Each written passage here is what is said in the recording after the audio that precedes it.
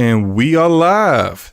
This is DPS podcast. That's damage per second podcast, episode number 44. We are back once again.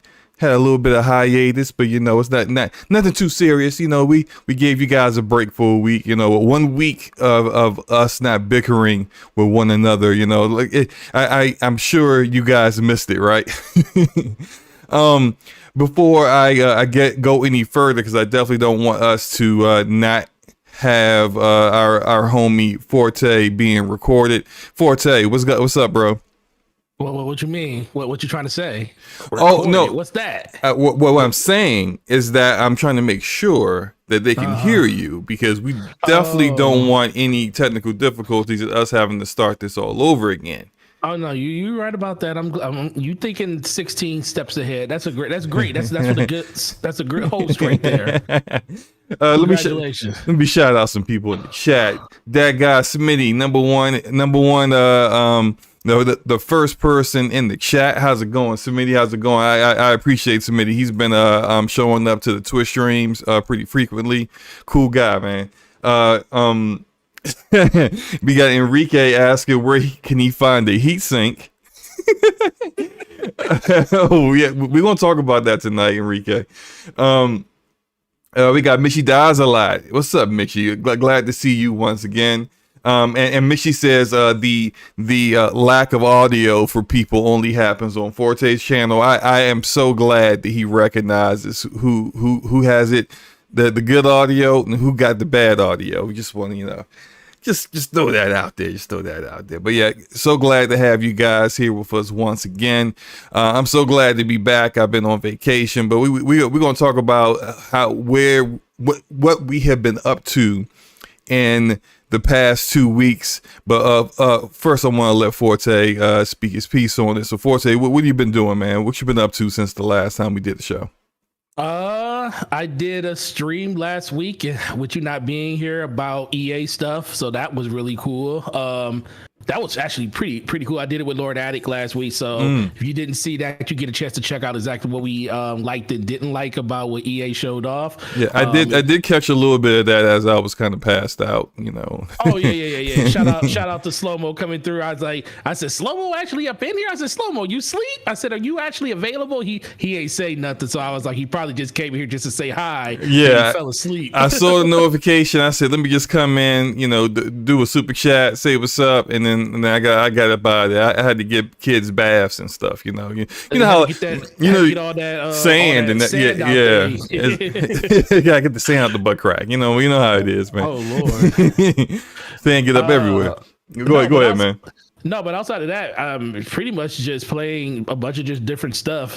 Still playing Destiny every day, but started playing Death's Door, which is freaking amazing. We're gonna talk about that today. I did jump into Splitgate for a second because I had some people that wanted to jump in and play it, and I played probably like a good hour and a half of that. I was like, Slow Mo gonna be mad at me when he finds out I played Splitgate without him, but no, I'm not mad. I'm disappointed. And I'm not disappointed either. I'm glad you're playing good games. That's what I'm glad about.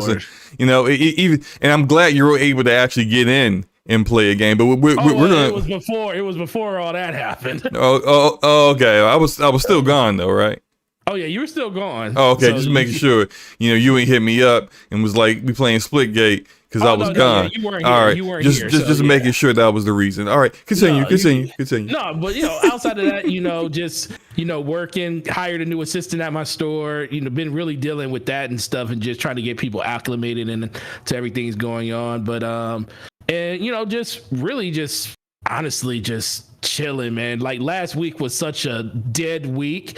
It was like nothing to really talk about. It was really nothing truly going on other than just a bunch of BS that most people didn't care about. So I went on vacation at a good time, huh? Yeah, you literally went on a vacation at a good time. You disconnected like a mug. And then, outside of that, just family stuff. My daughter's birthday was last week, so we went to the beach. I guess I went to the beach 1 week. You actually literally went to the beach. So at least this time your air conditioning worked. So right. Yeah, that's always a plus. But no, that's it, man. I missed you though, and I'm glad to have you back, and I'm glad that you're rested and ready to talk about all this other stuff. Yeah, man, I missed you too, man. I missed everybody, man. It was You supposed to miss me more than everybody, but of course, right? okay, But, okay, just making sure. Just making sure. For me, as we mentioned before, I went on vacation, and something that we've been kind of doing, my family, like probably for the past 3 years now, is that we've sometime in the summer we do a I forgot what they call it, but you rent out a house for a week. Well, this time we did a little bit less than a week, but you rent out a place, and we always go to the beach, so we always rent out like a beach house, and we did that again this time. It was pretty cool. As what Forte was alluding to, was last year we did that, and the first day I was pretty heated because the house that we rented, I don't know if the place had been, of course it's like this is in the middle of pandemic time, so people weren't really doing a lot going around and out, and we kind of found a very secluded beach area to go to where we weren't going to be around a lot of people, which was great. But I don't think that house had seen much activity when we got to it, because I don't think the owner realized that the AC wasn't working. So we had to go a full day with no AC. I had to run out to Walmart and bought like, I don't know how many, like 6 or 7 fans to try to keep the house cool. And we were pretty heated. It was like, hey, look, you don't get this AC working by tomorrow, we're leaving, and we want our money back. So like that got worked out. The owner, came through, which was good. Luckily this time we didn't have to worry about that. The AC worked just fine. The house was a pretty nice house, and we had a good time. It was great. I really enjoyed it. I sipping Mai Tais, falling asleep on the beach. It was pretty cool. That's a great thing. Yeah, I mean, I literally fell asleep on the beach. Like I didn't think it was going to be possible, but yeah, the wife and the kids were in the water. The water this time, I mean, it was way more people than last year, of course. But what we didn't have to do with last year was all the jellyfish. I mean, it was jellyfish everywhere. It's just like I'm just like, I'm not getting back in the water no more. I just, I ain't trying to have somebody gotta go pee on me, to deal with this jellyfish thing, right? So I'm just like, I'm not going back in there. But the kids, they got their buckets, they try to catch the jellyfish. You know how kids are, they don't care, right? But it was a good time. Gaming wise, I didn't have anything with me, unlike last year. I didn't have my Switch. I wonder why that is. Yes, because I sold it.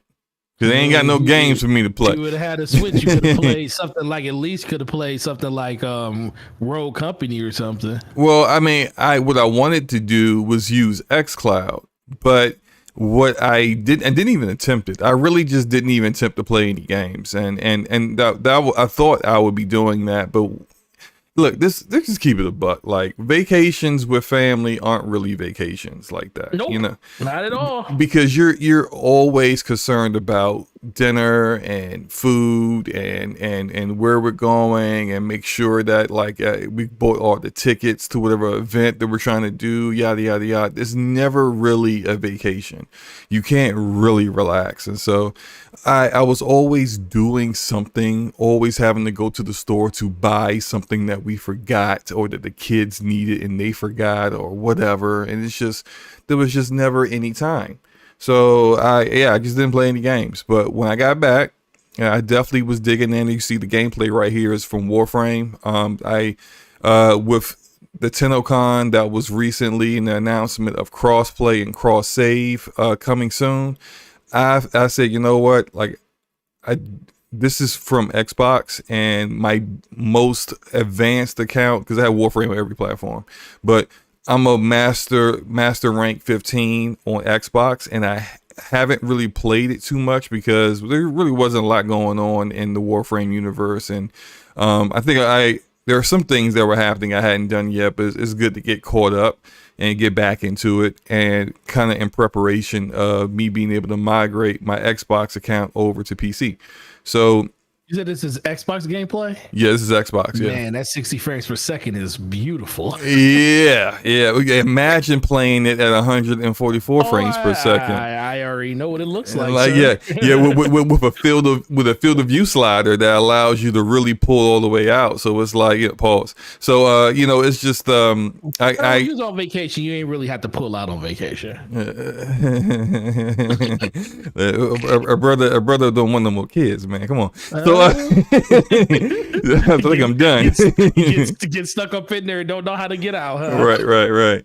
No, seriously. It's Warframe is like, it's like riding a bike, man. Like the movement, the speed of it. This is why I'm using the Excalibur Umbra as my favorite Warframe. It's just freaking amazing. I love it. Been playing that. I shout out to Corrupted Boss, Elder Cat, and Notorious Vic, who played Splitgate with me Sunday night. So we had planned, like while I was on vacation, we were talking about getting together because I was watching the Splitgate tournament, the Invitational, where all the ranked masters in Splitgate were invited together to do this big tournament. It was pretty cool, like it was. I really know it's like I gotta get my Portal game up for certain, because everybody was portaling all over the place. It was like a bunch of night crawlers with guns. Really. And then I'm watching that, and I'm talking about how I need to get my Portal game good. Talking about how I haven't even attempted ranked because I don't want to go into ranked mode without a full stack.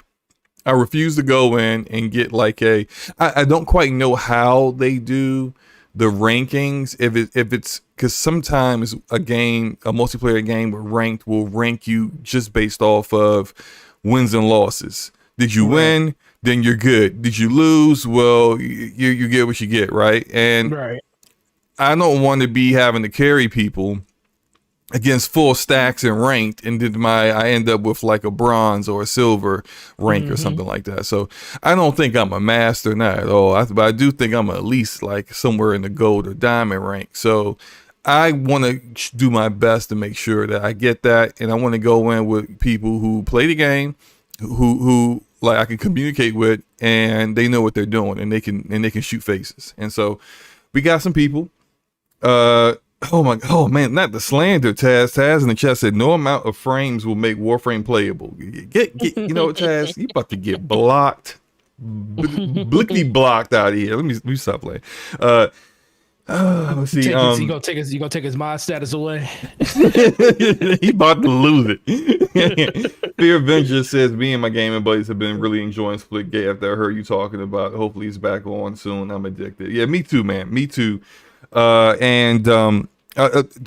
could might as well just jump into talking about Splitgate since we're on the topic. And what I was bringing up is that last Sunday was the only time I've been able to get into the game. Any other time, it's either been the servers are unavailable, or there's too many people and the server capacity is overloaded and I couldn't get in.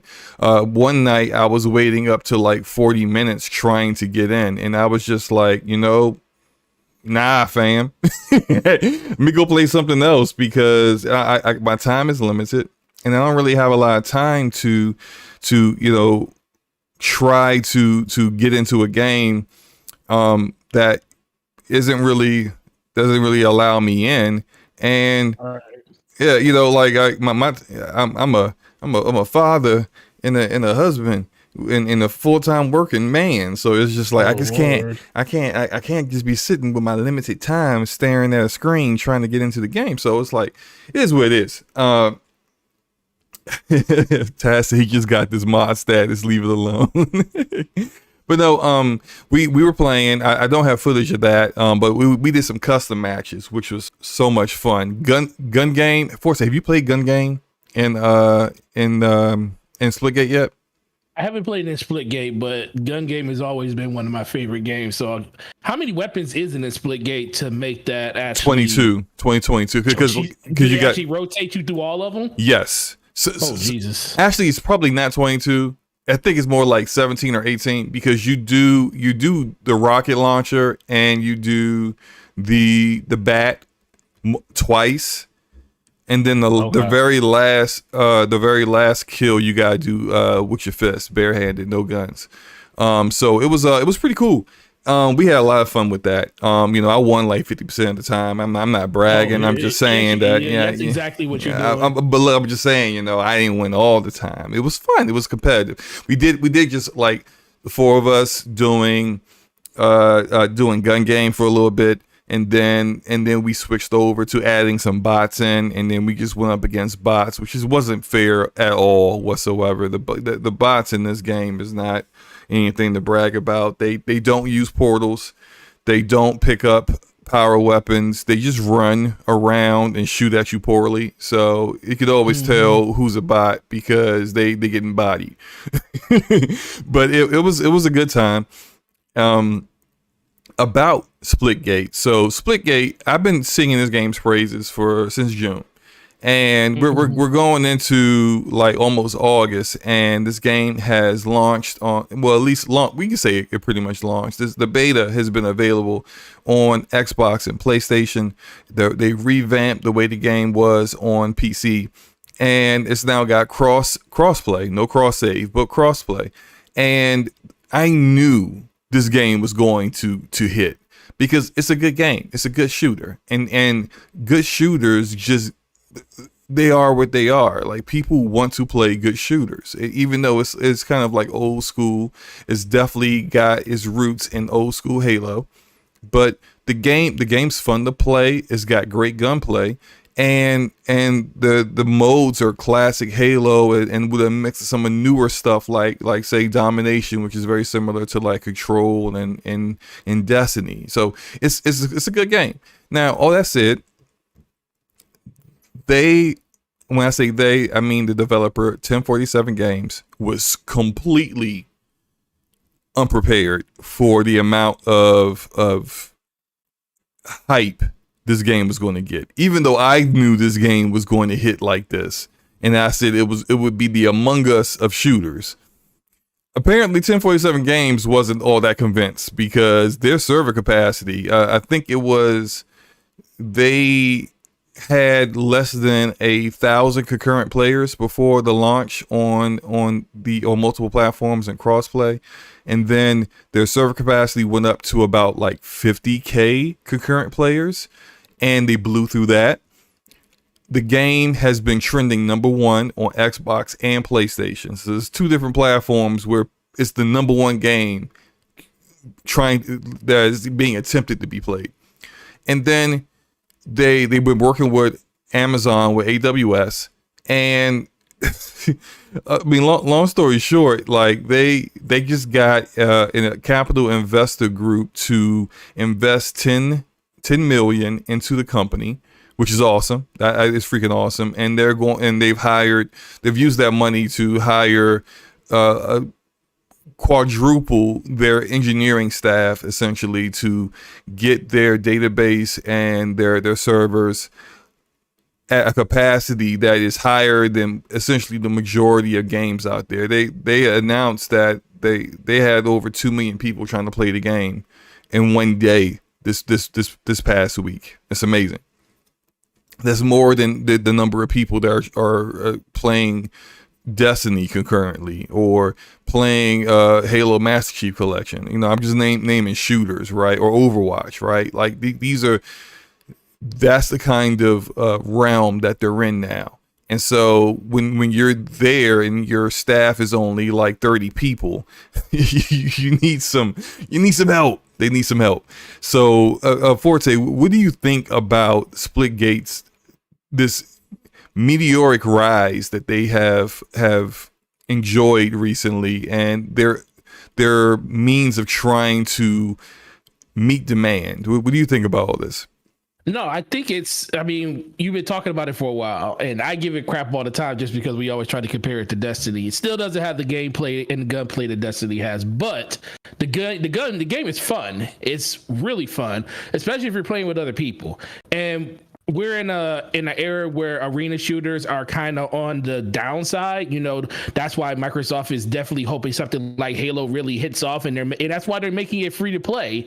So this game, being a free to play game, that is kind of borrowing a lot of different entities and subsystems and stuff from other games like Halo and Portal and stuff like that. It brings a very unique gameplay style that most people, or pretty much nobody, has really seen before. So yeah, as soon as it came to console, we already knew that it was going to basically probably not blow up as much as it did blow up. We probably didn't expect 2 million people trying to log in on day one. Right. I don't think that was kind of the expectation of the game, but I foresaw somewhere around 150, 200, maybe 500,000 people being interested in the game from a gameplay perspective, just because it's something new. And when it comes to these next gen consoles, especially where this game is going to really shine when it comes to, you know, higher fidelity, higher frame rates and stuff, where this game would definitely benefit from that. I just think those are the people that are really interested in that. And, you know, because it's already been available on PC, and the PC player base really didn't take to it right away. The game has been out for over I think also they didn't, like, when you're an indie developer and you publish your own game, like, they didn't have a publisher with publisher money helping make their game. They didn't have any marketing budget whatsoever. So they still don't, I don't think, do they? Not really. They said they've done zero marketing for this game. Yeah, they don't have anybody put that, and I do think that's the main reason. Like, I was talking to, you know, me and Slow was talking about this earlier, and I said, you know, I can understand. I won't hold it against them about the server issues, because normally, you know, I'm messy as heck. Like I told someone earlier, I'm messy on Twitter when it comes to Splitgate. I like the game, I love it. I hate when people try to compare it to Destiny, because I don't think it's at that level yet. But to sit here and say that Splitgate doesn't have a audience of people that are going to be interested in it is be lying to yourself, because it's a shooter. And it has a lot of the gameplay elements that people love, you know, running game type of gameplay. It has some really good game modes. It's a multiplayer only game. It has really good skins in the game that you can try to go after and stuff. So the blueprint is there, and we've seen the fact that games like this definitely can take off. It was at one point games like Rogue Company did the same thing. We saw Rogue Company go through the same thing when it came out. They had server issues, stability issues, and stuff like that. It is not going to be anything new. Battlefield, when it comes, and they got paid servers. They're going to have online. They're not in peer-to-peer. They're going to have, you know, online dedicated servers. And guess what's going to happen on day one? Probably they'll say, I ain't gonna say the game's going to be down for like a week like it is now, but so that's something that's going to inherently happen. You know, as much as I love Destiny, when it first came out, Destiny 2 had well over 200, I mean, close to like 300 million, 3 million or 300 something million people. Can't be 300 million. I mean, 3 million, 300 million. I'm thinking about how much the game made, like the 500 million. That's what I was thinking of. But no, it had like 2 to 3 million people logged in on day one. And guess what happened to their servers? Crashed. So this is nothing new. So it would be hypocritical to basically put this all on them, saying that this is something that they should have thought was a possibility. I don't think they, in their wildest dreams, thought this many people will be interested in the game that they're actually making. Maybe if they would, AWS, Amazon definitely tried to help them out with that by, like you said earlier, spooling up more dedicated servers for them, or more servers in general, to get more people into the ecosystem. And even that wasn't enough. So I was thinking that maybe, because we did see other developers do a lot of communication like this, like developers like People Can Fly, when it comes to Outriders. They were very, very transparent what was going on with the game, but I don't think their transparency was even close to what the transparency that we're getting from the developers over at Splitgate. And I feel like that is something that a lot of people are going to really, truly take note of. But ultimately, dude, I think the fact that people wants to play their game, and they're super excited, and they can say that we have a built-in player base, not only from our PC fan base, but people that haven't even got a chance to play it on console really interested in this. I think that speaks a lot to the growth of the game by not even being marketed by them to an extent that they actually have something on their hands. And once this game finally does get a chance to release, and, you know, people get a chance to really play it, it's gonna actually be for their benefit. So hopefully we can get this up and going tomorrow, or I don't think it's gonna be tomorrow. I think it's gonna be over the weekend. Well, I mean, they did push it back because it was supposed to be, the servers were supposed to be back up today, and then they pushed it back to tomorrow because they said they wanted to make sure that the multiplayer was working. Because if they would have came back up today, it would have been like how it's been for the past week, where it's been mostly just custom servers, and then you can only play custom games with other people and bots, and that's it. Do that. Yeah, which is like it's fun for a short period of time, but you wanna play against other people, and you want to go 4-on-4 with another team of human players, and you can't do that in custom matches unless you know of 8 people who are or 7 people besides yourself who are down to play, and you can actually get in to do that. Like, that's been part of my problem, is that I have been trying to at least do that, and I can't because the server capacity is at 100K, and you gotta wait a while just to get in. So all that said, hopefully tomorrow they can get things back online, and that they have increased capacity enough to allow people in the game, and it'll be all good to go. But absolutely. I ran a little poll, and I guess I could end the poll now because we're about to go ahead. Yep. So like we got a poll here, and I hit my poll said, are you interested in playing Splitgate? 60% of the people said yes, 40% of the people said no. And if you're not interested in it, I'm not going to talk about your taste in games or nothing. It's clear. Here we go. I'm not doing that. I'm just saying that, hey, like, look, not everyone's interested in shooters. Like some people can't play shooters. Like, for example, I was playing this with the troubleshooter. Shout out to Eric Cuts for the win and the troubleshooters. Erica can't. She gets I wouldn't call it motion sickness. I don't know what you call it, but she can't play VR games because of the way. I think she said it's not motion sickness. Does she get vertigo? I think so. And so she the portaling, like we did this one map, I think it was Highwind. No, this is Highwind. The map that I'm showing right now is Highwind. There's another map. I think it's Olympus. It's Olympus, yeah. That map is very portal heavy because everything is very spread out. It's very big. And in order to get around, you need to do a lot of portaling. And she was doing great, before that she was getting a lot of kills. She was really high KD ratio. She was doing great, and she got to that map and she was like, yeah, I can't do it, I'm feeling sick. And I'm like, damn, I completely forgot that she had that issue. But some people are like that, and some people just don't like shooters, period. So there's always going to be the opportunity, the chance that somebody is just going to be into it, whether it's a quality game or not. But all that said, we can go on to talk about and these are just many topics. We're gonna get into the meat and potatoes in a minute. But we'll just knock out this other real quick topic. So Microsoft Flight Simulator came out. Was it this week? Came out on Tuesday. So we got Microsoft Flight Simulator that came out on Tuesday for Xbox. Now this did come out last year on PC, and it was definitely a game that put a number of rigs to their knees. Oh yeah. Clearly still doing that. Yeah. I mean, it's a little bit better now. I think there've been some patches. I've never played it because I'm just not interested in Microsoft Flight Simulator. I'm just not interested. You don't want to fly over your house? Nah, I really don't. I see my house all the time. I'm good. I just don't care about this game at all. Beautiful. Absolutely beautiful, and Asobo Studio, I'll keep saying it every time they're brought up. That's the studio that Xbox Game Studios needs to acquire.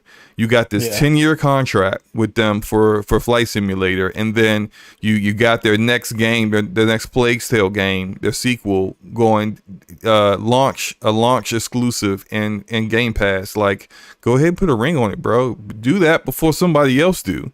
you got Tencent out here and Amazon and even Sony in some ways, like trying to acquire talent, trying to lock stuff down. This is a studio that's super talented. They proved it.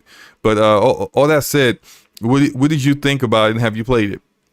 Oh yeah, I played it on PC last year, and yeah, it was kind of buggy. I mean, it wasn't buggy. It was just that performance was all over the place. Even with a 2080 Super, you could easily get into the 20 frames per second, especially if you want to turn up the fidelity in the game. And I think this is the type of game that this is like one of those show off to your friends type games when you get a chance to actually experience, especially on the PC last year. But the one thing that I am very impressed in, because I did play it on Tuesday, I didn't even know it came out. I shout out to Mav from Fun Speculation. I got up, I turned on YouTube. YouTube is like my early morning TV for some reason. And I saw Mav streaming, and that man puts a lot of hours in when it comes to streaming. And I was like, whoa, he playing Flight Sim? So I went to my Xbox and said, oh, that did come out today. Because I'm not used to games releasing on a Tuesday anymore. Mostly over the last couple of years, they all release on Fridays.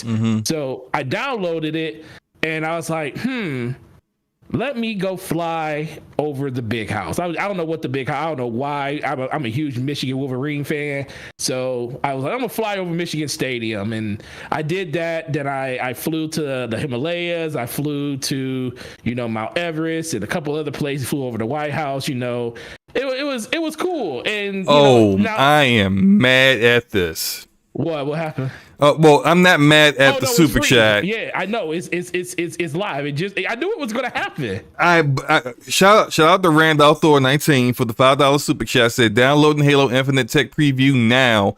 Let's go. I'll be in there as soon as this is over. thank you, Rand, for letting me know, and thank you for the super chat.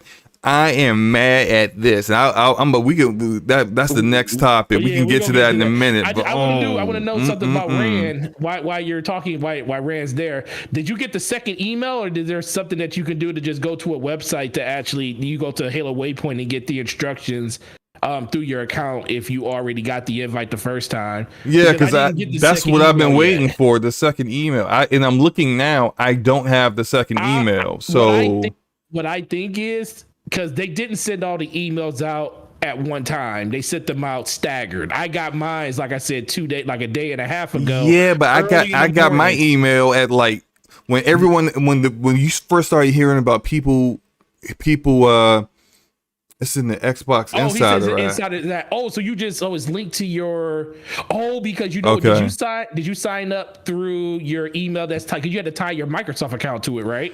I think so, yeah, but they didn't say that's where to do it. They said there would be a second email with instructions and times to start. So it's like, all right, where's that at? I've been waiting on the second email. We're gonna move. We might as well get ready to talk about that. But Flight Simulator, dude, great game. Some people say it's not a game. It truly is a game. It's a game, man. It's a game that you can play with your friends. Is the one thing I like about it the most. It's very relaxing. It's easy to play. The music is phenomenal. Like I literally listened to when I was editing a video yesterday, and I literally just had the start screen menu song just playing over and over again, because it's like I just like that ominous, surreal, just kind of epic music that they kind of use. I watch like even their trailers. When I watch their trailers and stuff, I always watch them not just because of the environments of seeing because what it all looks like in real world. It's just crazy to see it in a game like that, but it's mostly just to listen to the music, man. And the music they knocked it out of the park when it comes to the soundtrack for the game. So that's another thing that a lot of people really truly like about it. And let's be for real, a game where you're literally flying around. Shout out to Dustin and Gary for doing real life, true to life controls in his first playthrough, and actually had the nerve to put that on stream. But it's a fun game. I do enjoy it. I did make a statement that this game will be a 1,000 out of 1,000 for me. I don't know how long it's going to take to do, but I like aviation in games, and especially when that Top Gun DLC comes out, which is slated for like September or October. that's probably where you'll see me put most of my time in the game, because I am a sucker for jets. And once those jets hit the game, I'm definitely going to jump over there and play probably a lot more. So you got my word on it. 1,000 out of 1,000. Rand was getting on me in the chat one day. I mean, not in the chat, but in the party, saying, you do realize it's going to take you 1,000 hours. I said, I don't think it's going to take 1,000 hours, but you never know. But yeah, I like it. I like to see that people are playing the game and actually enjoying it. I just want to see how long that lasts for a lot of people. Yeah, okay. So I just look. I know you're all talking about the flight sim, which my only contribution to this discussion is going to be, I think I need some of these console warriors to slow their roll and cut it out when it comes to comparing their games to PC games. Like, y'all need to quit it. Like 99% of the time, you always telling people on PC, we know your hardware is better, but you spent $5 gazillion thousand on your PC, so of course it outperforms it. And then y'all see a Digital Foundry video, and then y'all take it all out of context, and then you start running around on Twitter talking about how your Xbox or Flight Simulator game outperforms the PC version. No, it doesn't. Like, it does not do that. Like, let's break it down for a moment, okay? The game looks beautiful in Xbox Series X. It does. It is running at 30 frames per second, and every now and then dropping below that from what it's being said, because I ain't played it, but dropping below that in like crowded cities like New York and stuff like that, but roughly sticking to that 30 frames per second for the most part, and that's great. High-end PCs are doing more than that at this point, so there's that. Digital Foundry said they weren't comparing the current build of Microsoft Flight Simulator on PC to the Xbox version. That's another thing that, a lot of people wanted to ignore or not think about, or just act like they didn't exist. But the whole, it runs at 120 frames per second. There's like some kind of, basically, I don't know if you saw this in Forte, but if you have a TV that has VRR, you can run the game at 120 frames per second, and it will not really stay there, but it will mostly be around like 90 frames per second for the most part. But that's great. That's amazing, actually. If you have a TV that can do it, and you can turn that mode on, excellent. That said, Digital Foundry never said that it kept to the same graphical settings in that 120 frames per second mode. They didn't say that. And there are people out here trying to say that it's running at ultra settings. It is not running at ultra settings. They said very close to the same settings you get on PC. So it's just like, it's not the same. I need people to be consistent. Stop trying to compare your $500 console to $2,000 PC builds. Like, stop it. Y'all look silly out here, and then you say things that aren't true. And then when it comes down to it, and the majority of the games that come out don't compare to the PC version, you go back to old faithful of, why y'all picking on my console? Like, just stop it. Just stop the foolishness. I'm sick of it. Absolutely sick of it. Just play your games and enjoy your games, bruh. Like, you be glad the game looks and plays well, and it's got like a 90 Metacritic score, probably the highest Metacritic score we've seen of any game to come out this year. Just be happy for that and stop capping, please. Okay. By the way, in regards to the technical preview for Halo Infinite, I guess we can get into that now. I can't I pulled up the Xbox Insider app on PC, and I don't see anything there. I haven't checked on my Xbox Series S yet, but I can't get it. I don't see it. All that, but it's cool. It's cool. I'll get it figured out after the show. Go ahead. Say what? Forte? Okay, all right. We gotta No, wait for Portal. I said I have it. I said I have it. You have it on your the Insider app on Yep, I see it PC. right here. On On Xbox, I do. Okay, so it's available on Xbox. That's Yep. I have it on Xbox right let's see. I now. was trying to play it on PC. I didn't want to play it on my Series S. I wanted to play it on PC, but you just want to play it. That's all you need to do. yeah, I guess. Well, I'll figure it out once the show's over. But shout out to Enrique, Basement Radio Arcade Podcast with the $5 super chat. He said slow mo Series X version is the same as the 3070 on ultra settings. It helped me install a heatsink. That's pretty funny, Enrique. It'll be real messy when it comes to this whole heat sneak stuff. Super messy out here. Yo, Enrique's hilarious. And Taz is saying Halo Waypoint is down. You know, it was down yesterday after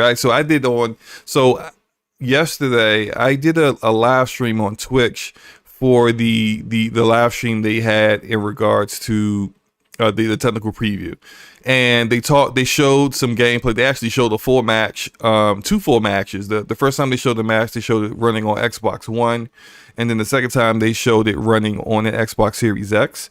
And they showed a little bit of the academy. They showed the shooting range, which I loved. I absolutely freaking loved that. That looked amazing. I should have recorded that, but that looked amazing. And they showed what else did they show? They showed some stuff with like cosmetic stuff, like changing your armor, changing colors. They're getting a little bit more in depth with your ability to do stuff like that. All that said, oh boy, Enrique wants another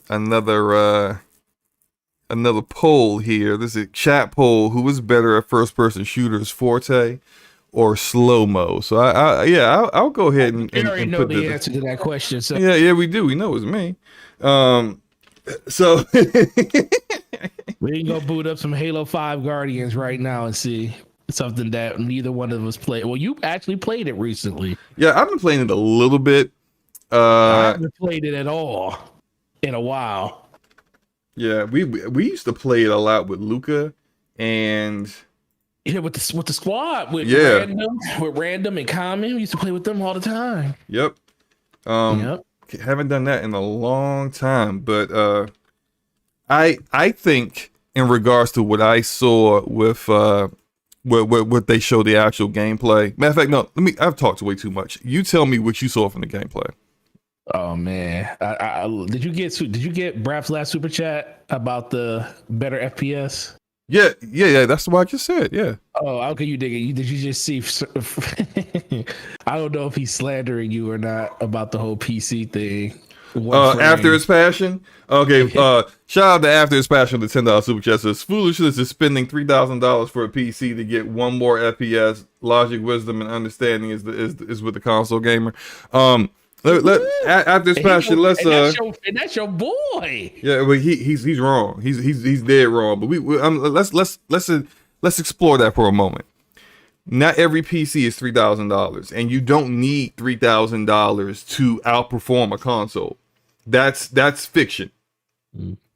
And Lady Foxfire says she kicked my butt on Halo 5. Let me just say this, right? Let me just say this real quick, right? Like Lady Foxfire is excellent at first person shooters, and she's excellent. Sure, she's excellent at Halo. It wasn't quite like that though. Okay, so let's not just make it seem strictly like it was just I was whooping you. I got my kills in too. We're not gonna get into that. That was a while ago. Anyway. For some reason, I feel okay. Before I go into my thing, something tells me that the DPS versus needs to be something we need to do soon, because these people are nuts. The fact that it's 80 to 20% right now, that these people think you are better than me at FPS games. They know what they know. They know what they know, man. These are definitely people that come to your channel. You are absolutely right. These are your people. They know. Your people believe this. That's okay. That's okay. They have seen me work. They have Listen, seen me work. They You know, that's all for you, sir. They writing a check for you that you gotta cash. I'm just letting you okay. know this. You have to cash this check. What game you want to play, man? Look, what game do you want to play, man? No, you're the one who's offended by this. I mean, no, this just lets me know that I gotta put you in your place. It's all good. Hold on. After his passion, Taz is one of this 29% because Taz know better. I don't know if Taz knows better. Taz will have to speak for himself out here. Shout out to Elder Cat. Elder Cat is in the house who saw my skills in Splitgate at work last Sunday. Shout out to him, bro. How's it going, man? Yeah, I am dominating this poll. That's interesting. You know, but maybe people just know what they know. Shout out to after his passion, the $5 super chat. He said, "Ha ha, messing my brother." I knew you were, man. It's all good, bro. It's all good. He telling the truth. Speak the truth, sir. What about spending $3,000 on a PC? About $3,000 for one frame. That's not true.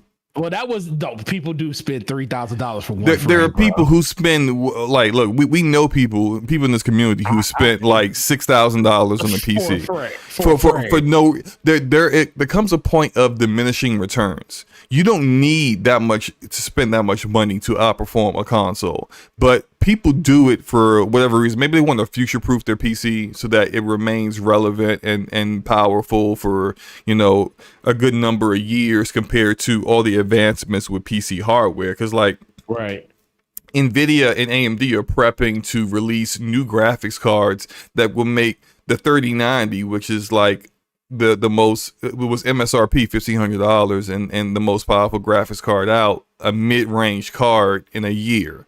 So, you know, like that's just the way PC hardware is. All that said, you can absolutely outperform a console with just, you know, not close to $3,000. Like it's not close. And so the outdo systems, you only, I mean, the thing is right now there's no system there's no system you can buy that can comparably go against these systems at the price point they are. Well, now, I mean, even if the market was normal, you still wouldn't. It still wouldn't be comparable. That's what I'm saying. Even when I'm not even taking into account that we got inflation out there by 200 to 300%. Even if stuff was at its even keel, like even Steven, you're still spending at least $1,000. Like I'll probably say 8 to probably more than that because SSDs, we're going to talk about that too. But SSDs by themselves, the ones that are in these systems, they're going to hit you for 1 terabyte. They're hitting you for $180 to $200 by itself,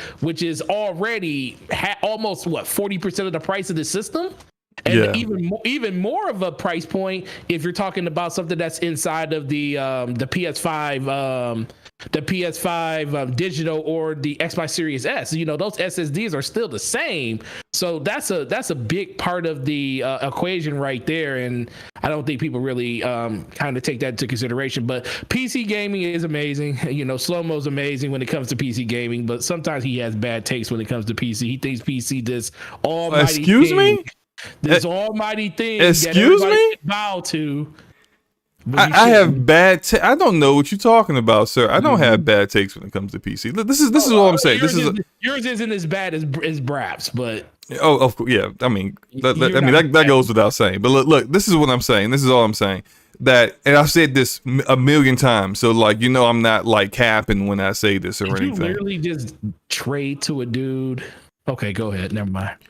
Go ahead. I've always said this. Premium gaming comes with a premium cost. It does not matter if you play on PC, if you play on console. If you want the very best, you're going to have to spend some money for the very best. That's always the way it works. Always. Everybody talking about, like, the same guys that out here are capping about the Xbox Series X version of Flight Simulator with VRR are playing on LG CXs and LG C1s that cost between $1,500 to $1,700. They're not playing they're not unlocking VRR mode on a TCL. That's or a Hisense. Well, maybe the highest level Hisense can do VR. I think maybe their top level Hisense TV now can do VR, and that's like $1,000. Regardless, Yeah, the GH8. no, I think it's the U. I think it's the U8G. I think it's what it's called. But regardless, you have to spend. Yeah, you have to spend more money to get the very best. And so, like, it doesn't matter if you're playing on consoles or PC. You spend that money. You're going to you're going to spend a lot of money in order to get the very best in performance and visuals. Period. It doesn't matter. So, like, I could when it comes to monitors, I could get a cheapo $300 4K monitor, but it's going to be 60 hertz. Right. But if I want the very best, if I want a 4K monitor that does 144 hertz, I gotta spend at the minimum $800 for that. That's a premium cost for premium gaming. Period. Like no one is people who always say, "Oh, I got this with a $500 console." Yeah, but they never want to talk about everything else they spent. These be the same guys that would have spent like buying multiple consoles. Yeah. They got like 3 or 4 consoles. You spent about $2,000 on multiple of these. So, like, just stop it. It's foolishness. It's crazy. Yeah. All that said, let's get back to Halo. And it looks like, sorry, I just hit my mic. It looks like Rand is in. He's in there. I guess I'm not going to sleep tonight because once I get done with this show, I might be going live. I don't know. We'll see what happens. If I can get. Too bad it's bots only. We could like settle this once and for all. You so mad, yo. No, I can't believe you are hurt. You are hurt, man. You are hurt that I'm winning this poll. It's sad. Because I take FPS serious and you do it casually. Excuse me? You do this casually. I play way more first-person shooters than you do. Yeah, but when I play them, I dominate. No matter. I dominate. What are you talking about? I dominate you in Split-Gate. No, you didn't. You like on the top of the list, like Forte, you're lying. You are lying. You are lying, and you. I don't know why you lying because there were other people there. Because Elder Cat was there. Elder Cat was the only one that was. You were on. You had the top score twice. And me and Elder Cat had the top score for the rest of the time. I don't know what you lying about, but you were not dominating and not outperforming me and Elder in Splitgate. Like these lies that I know you in your feelings because you losing this poll, but like you being in your feelings don't mean you gotta start lying. Let's cut it out, sir. Oh, whatever, sir. Once again, this 68 to 32%. Okay, we'll see. What you just named the game when you want to go live and when you want to stream it. Oh my god! Can we get back to the topic so that because you deterring the show from your butt hurtiness right now. What are you about to do, man? Listen here, Raquel's gonna own you. You don't want any of this. He's better than you in every way. Every single game, he will dominate you. What are you doing? And break your Xbox. Do you want that to happen? What are you doing right now? My brother came. He's like, he wants you to dominate you. Coming here with his little kid's voice. Okay. I have no idea what is happening right now. I don't know. He just came in and just said, he's like, he'll dominate you. Oh my god, this is terrible. Oh, you look. I'm up to 36%. You're starting to lose a little steam. You know, shit. This is Enrique's fault. This is I'm trying to run a show here, and you are so butthurt that you're losing a poll. Yes. All right. People, I love these people. I love these people. I love Lady Foxfire. I've been sub to her channel for a long time. Great videos, by the way, that you've been doing lately. Very true. Very true. Love the opinions that she has. She's one of the best when it comes to FPS, and most people don't know that. So I value her decision and everything that she says. But if she clicked on your name and said that you are better, boy, oh boy, we have to have a conversation. That's okay, I feel kind of disrespected by your assistance that you're better than me, And you ain't never gone to head up with me like that anyway. We ain't never gone 1-on-1. You've always played against me in a group where you've been able to feed off of other people. Listen, Forte is the damage per second podcast. No, you're not. Just remember that. Because clearly, actually, I think we talked about this before. The reason why we have the name damage per second because you didn't bring DPS. But that was because of the team. Oh no. You capping saying your name. You are the damage in the name. Clearly, you are not. You were. If we were being accurate, you would be like the lacking damage per second podcast or something because you weren't bringing the damage per second. That's where the name came from. It was a joke. It was funny. It's still funny because you out here claiming that you something that you weren't. So like, just look. All right, let's get back to the topic. Good grief! I mean, we have fun. We just literally had our first. No, you forcing arguments for no reason whatsoever. Anyway, so Halo. Good grief. Halo Infinite technical preview. So this was something that everyone kind of knew was kind of going to happen soon, that they were either going to be an open beta or like a test thing that would come out. And they eventually, like earlier this week, they announced that they were allowing people in to the Halo Infinite technical preview. And so this is what's going to be in the preview. They want us to test out some things. So this isn't strictly just like, hey, you can play the game early. Yay. Of course, that's the benefit to it.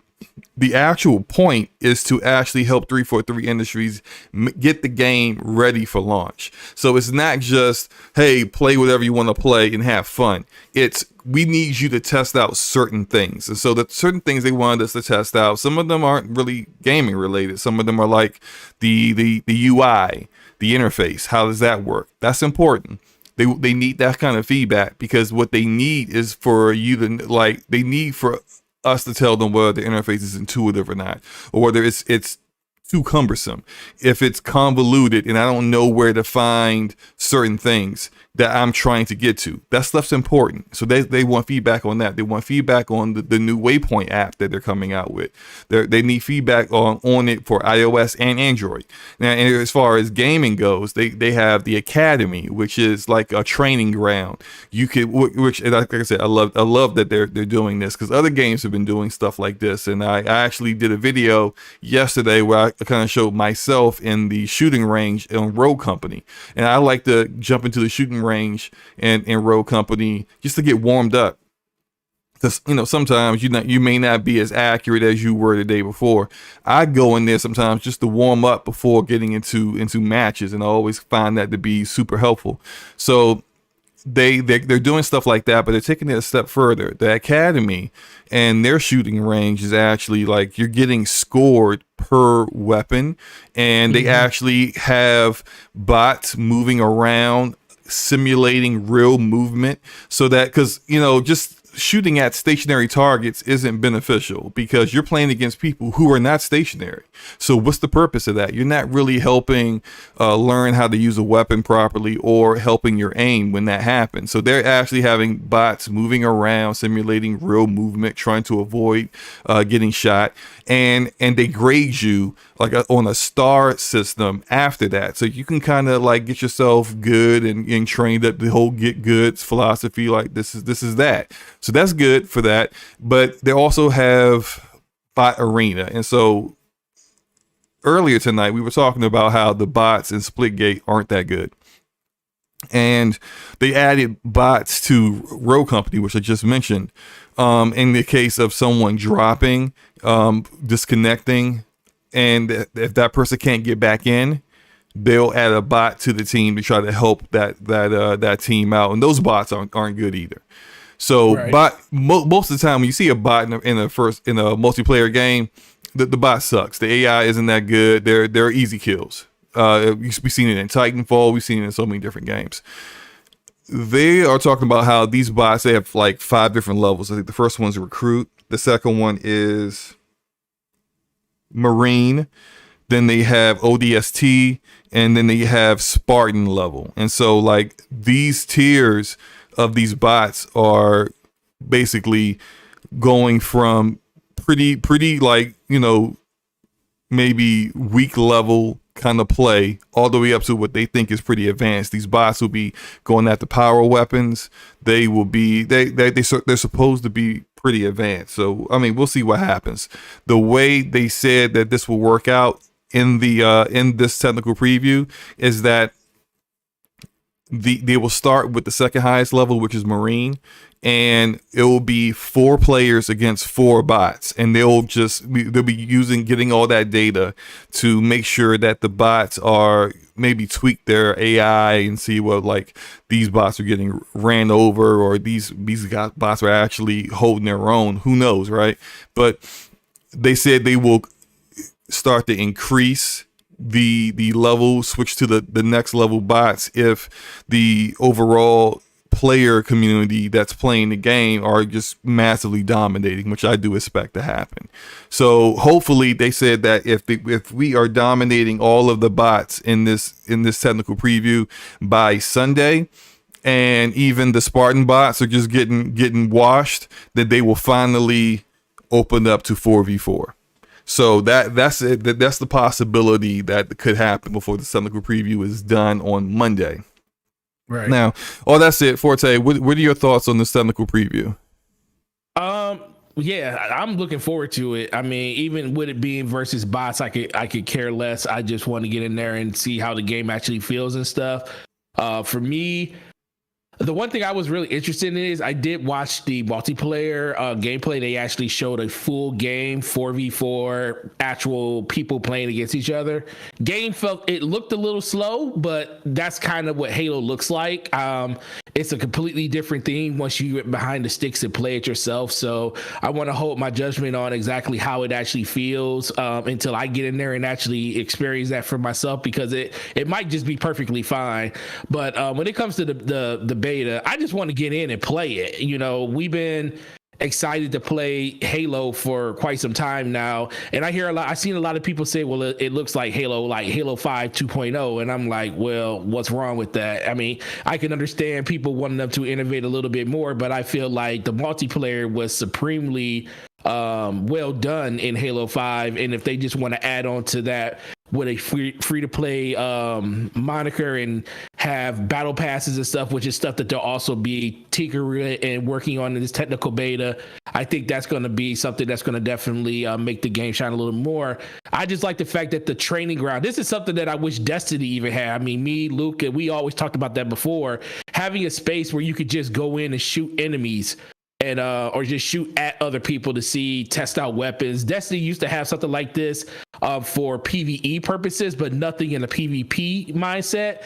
And the fact that they have these different levels of experience that you could put for the bots to actually perform at, I think that's going to make people a little bit even more comfortable with the game. Like, the fact that they do have a setting for casuals, I think people are going to really figure out like how casual they might really be when it comes to like first person shooters. And once they kind of progress through and actually find themselves able to take out those bots and stuff, because let's be for real, there's going to be people out there that's going to die to bots. It's going to happen. It just inherently is going to happen, because if you play games like Titanfall 2 and Titanfall 1, you can never say that you did not die to those bots before. Of course, like you'll be fighting another player, and a bot will come in and be clean up. You know, he'll clean you up. You'll be having no health left, and then run into a bot. Like we were doing that. We were playing Splitgate last Sunday, and every time either myself or Elder or Vic or Corrupted died from a bot, we will all be like, you got killed by the bot. You know, it'll be funny. It'll be funny, but it's like, but overall, those bots had no shot. Like it wasn't even fun, you know, because like I think our matches were like when we played against the bots, it was, even though we were kind of doing still everyone for ourselves, because we didn't want to do 4v4. It was just that there's just no challenge in that, but everyone for themselves. And I think a lot of it, like, you know, it was more competitive when it was just the 4 of us, and we would run out of time before reaching the max total kills. But when the bots were added in, we reached, you know, like we would end it before the time was up every single time because those bots were fodder. They were feeding us. They were feeding our kill count. So yeah, absolutely. Did want to hit the super chat before you continue. Shout out to Luca, Ashley Luca, $5 super chat. She says 1v1 in Halo, best out of 5, and then we can see who is the best. I am down with that. You down with that, man? I'm always down with that, man. All right, we gonna set that up soon. Cool. Go ahead and finish up about the academy and bots and stuff. No, I mean, like I said, I think that is the biggest selling point. I think people that aren't really that I won't say good, but more inclined when it comes to FPS. I think there's kind of this barrier where people feel like, I don't know if I'm good enough to go against other people, so I'm just going to play the single player version. I might like Halo, but I don't feel like I can stack up to the people that play in PvP. Mm-hmm. And trust me, there is definitely a learning curve because you're playing against other people. But mm-hmm. the one thing I will say about a game like this is the more you play it, the better you become at it. Because the biggest thing that I noticed about people that play shooters is not that their gunplay isn't up to par. It's just that they have a lack of map knowledge. Like they don't understand. Oh yeah, that's important. Where people come from. That's the stuff that you really, once you start learning stuff like that, and you start learning more advanced stuff when it comes to spawn points and everything like that. That's when shooters go to a whole nother level for certain people and stuff. But honestly, when it comes to it, this game is going to be pretty simple for most people. But I just think them having these bots in the game, giving you the confidence of saying, this is a game that you can just jump into with your friends. If you don't have any friends, you can do it against bots. And this isn't the first game to do it. I think a lot of people are going to find a very simplistic way of jumping into the Halo experience, and hopefully they stick with it because you're only rewarded if you stick with it. It's very true. And about map knowledge, that is we got Elder Cat in the chat just said it, and I absolutely agree. Map knowledge is key. I actually was watching. There's a content creator, a streamer for Splitgate. He's probably, I think he is top 3, one of the top 3 players on Splitgate.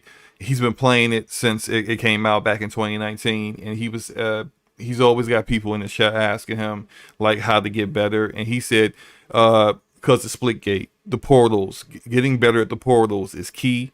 And not just that, but knowing the maps, because the key to being better with the portals is knowing where the portal walls are, knowing and being able to just instinctively throw a portal up behind someone and cap them in the back of the head. And so like he's really good at like just aiming and shooting, just typical gunplay of first person shooters, but his map knowledge and his ability to portal behind people puts him on a whole different level. That this guy has 1v4'd other players and streamed it and just absolutely destroyed people talking trash to him and killed them 1v4. He said he's got a 1v7 that he's going to put up on this YouTube channel at one point. Like the fact that this guy can do stuff like that's a different level of gamer of for that particular game. Shout out to Lucas with the $2 super chat. She said to stream it. Yeah, we'll stream it. That's the only way we can do it. Yep, definitely going to stream it. And now my opinion. No, let me talk about. So don't get treated like hardhead. I mean, I'm just letting you know. No. Last time somebody said they was gonna beat me in the FPS. Okay, first off, you're the butthurt one. So I don't need to treat you. I don't need to treat anything. You're the one. You're the one whose panties is in a bunch. Okay. I'm not saying that they ain't. I'm not saying that. I feel disrespected first of all, right now. I don't care about your disrespect, and don't call me hardhead because you will get that work. So all right. So moving on, because we actually have a show to do. Another hardhead on my. Can we get back to the show? Is what I'm trying to tell you. Thank you. Appreciate it. All right. So anyway. My thought on the whole, I have an issue with 343 in regards to how they're doing this stuff. They said that today would be the beginning, right? Well, technically, Rand is playing it right now at 10 p.m., but none of this has been what they said it was going to be. They said we would get an email. I haven't got an email yet. Did you get an email yet? Nope. I don't know anyone who's got an email. Well, what is up with? All right, well, let me give me a second because I gotta remove a loser here. Oh Lord, we do got a loser. Yep. Remove hide user from channel. Yeah. Good grief. I mean, like, how much of a loser do you have to be to do this kind of nonsense? Oh, we got another one too.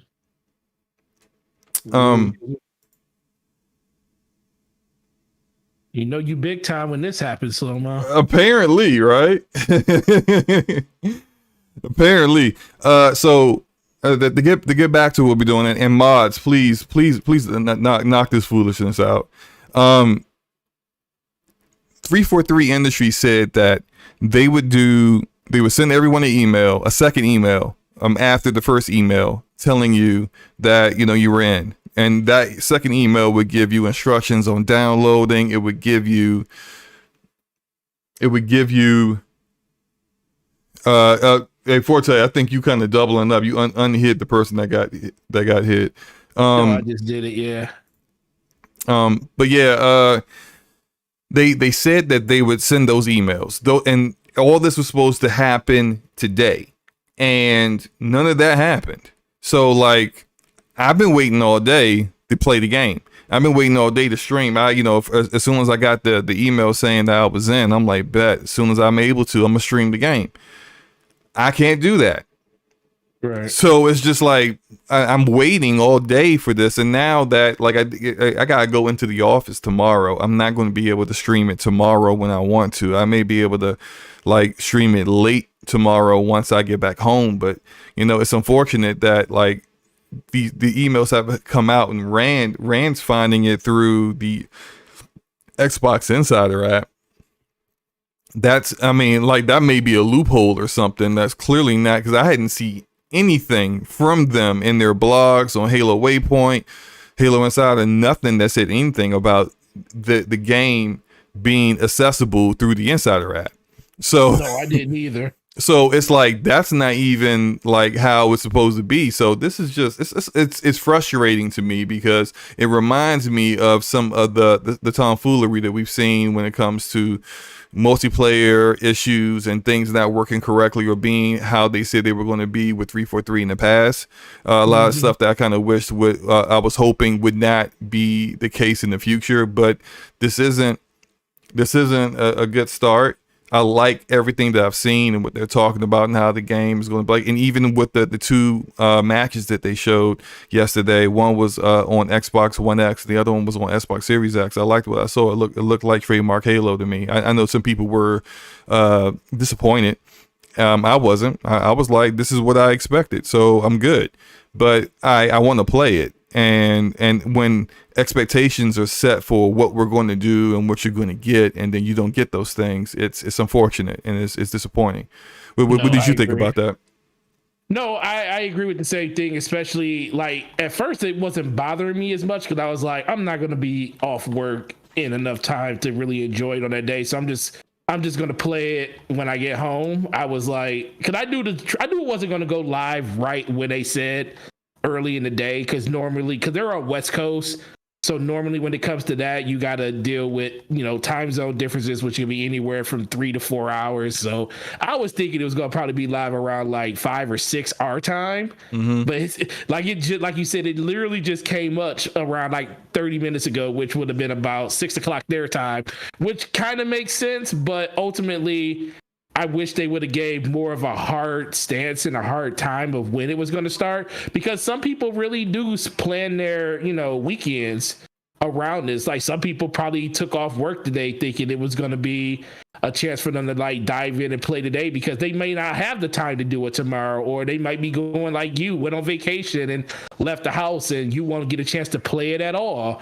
So I do think it's always good to have a complete plan for people when it comes to releasing stuff like this to the public and things. I can't be mad at them about it because they did say they were going to send out information around that, but they probably should have been a little bit more clear and said if people are going to get invited based on when you got your invite, you should have said, hey, everybody that got their invite will get in the first 24 hours, but we will be putting these out in waves to basically help with server stability. And I think a lot of people would have been okay with that. But ultimately, it's not a good look. I mean, the only thing that's kind of going to save them is the fact that a lot of people were really, truly looking forward to this, and other people, and it's a game that's going to be that a lot of people are interested in. So they're going to be willing to like kind of look the other way when it comes to that. Right. And that's it is what it is. It's I as a content creator, I wanted to I made plans. Plan, like yeah, exactly. I made plans based upon what they said was going to happen, and then when it doesn't turn out that way, it's like, but damn, I can't, let me try to figure out what the backup, the plan B is going to be, which is still I'm still going to play it tomorrow. I'm assuming tomorrow is when I'll be able to play it. And then, but they also have like scheduled they you see those? They butchered in the blog. Yeah. So I got to figure out the time zone wasn't my time zone, and I didn't look up what the translation to my time zone was, but I got to figure out, try to stream around those times if I'm able to. It looks like more likely if I can't, if it's only live at those times that they put for those days, then I may only be able to go live this Saturday, which would kind of suck. But it is what it is. It is what it is. I think like I said, honestly, I think this is just the one that people wanted to get into because, especially if you're a content creator, you want to get in and see how it feels so you can go make videos and talk about it and stuff. So this really kind of affects like us, the content creator that wants to get in there. Mm-hmm. But when it comes to like the overall player base, people that just want to experience the game, this isn't the one you really truly want to be in anyways, because as much as we talked about how bots are going to be good in the game, that's pretty much all you're going to be playing against unless you want to go and experience what the armory is going to be like. But I think later on when they start doing those full rollout of multiplayer, you're playing person versus person or PvP versus other people, that's the one you're going to be in. And they already did confirm that anybody that signed up for Halo Insider, you will get into the beta at some point, and the later betas are already said that they're going to have player versus player when they do decide to roll that out to everybody. Very true. Well, we can move on because it's getting a little late in the night. We're still on the first topic. Let's talk about Death's Door. And I think you probably have played it more than I have at this point. But how have you enjoyed Death's Door so far? Dude, the game is phenomenal. First of all, if you were lucky enough to get this game before it released when it was only $16.19, shout out to you. I paid $20 and I feel like it's worth 30, maybe 40.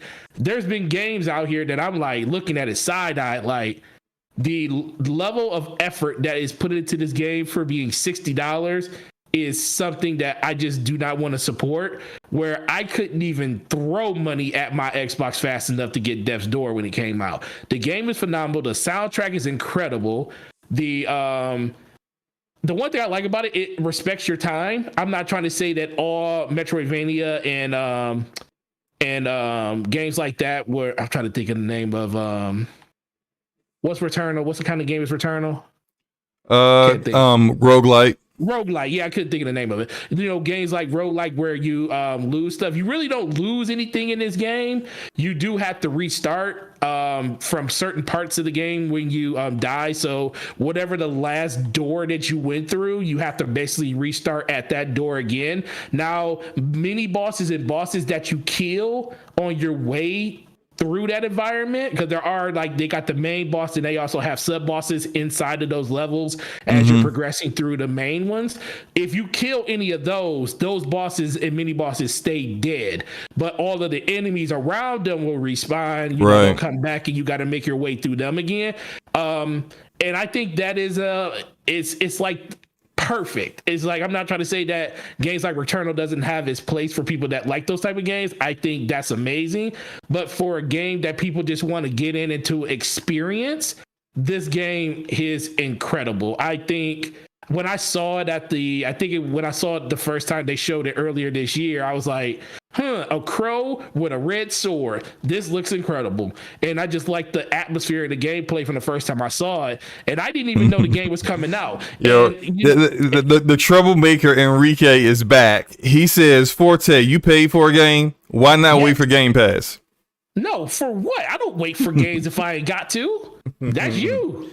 Oh man, he said that's you, Enrique. Listen, I asked. I was like, first of all, I was like, "Is this in Game Pass?" And matter of fact, I think I asked Rand because Rand was playing it, and I said, "Rand, is this in Game Pass?" He was like, "No." He said, "It's not." I said, "Well, I guess I'm buying this because guess what? If the game is good and I feel like it's worth me paying for, I'm going to pay for it. If it's a game that I was on the fence about and just thought about like, oh, in passing, like, oh, this looks interesting, but I think I could wait for a sale or I could wait for, it to hit Game Pass. Nah, man, as much as I love Game Pass, if it's a game I want to play day one, I'm going to buy it right when it happens. Battlefield's not going to be in Game Pass. Would I have loved it to be in there? Absolutely. But guess what? It's not. So it'll be in Game Pass eventually. He bought it. It'll be in Game Pass. But I'm not going to wait 6 months. 6 months for it to hit, though. Right. So, no, I agree completely. I always felt that way. I don't wait for games. Like if I waited for games, I'd be still waiting for Final Fantasy VII Remake to show up on Xbox or PC, and still ain't played the game yet. Did you get a chance to download it and play it yet, or anything? Death's Door. Yeah, I actually streamed it. You said you was gonna come through on my streams, and I was gonna come. I made sure because I thought you were calling me today to tell me that you were going live on your Halo stream, but it was something else. But I just happened to be stupid busy at work when I said I was going to join that day. But I know. Anyway. I checked out your stream after the fact because you did the first 2 hours of it. I remember. I'm pretty much where you find out what's really going on from the old crow, and then you get the choice of going up against the first three bosses. And I chose to go after the witch first, which I'm so happy I did because I got to meet the pothead.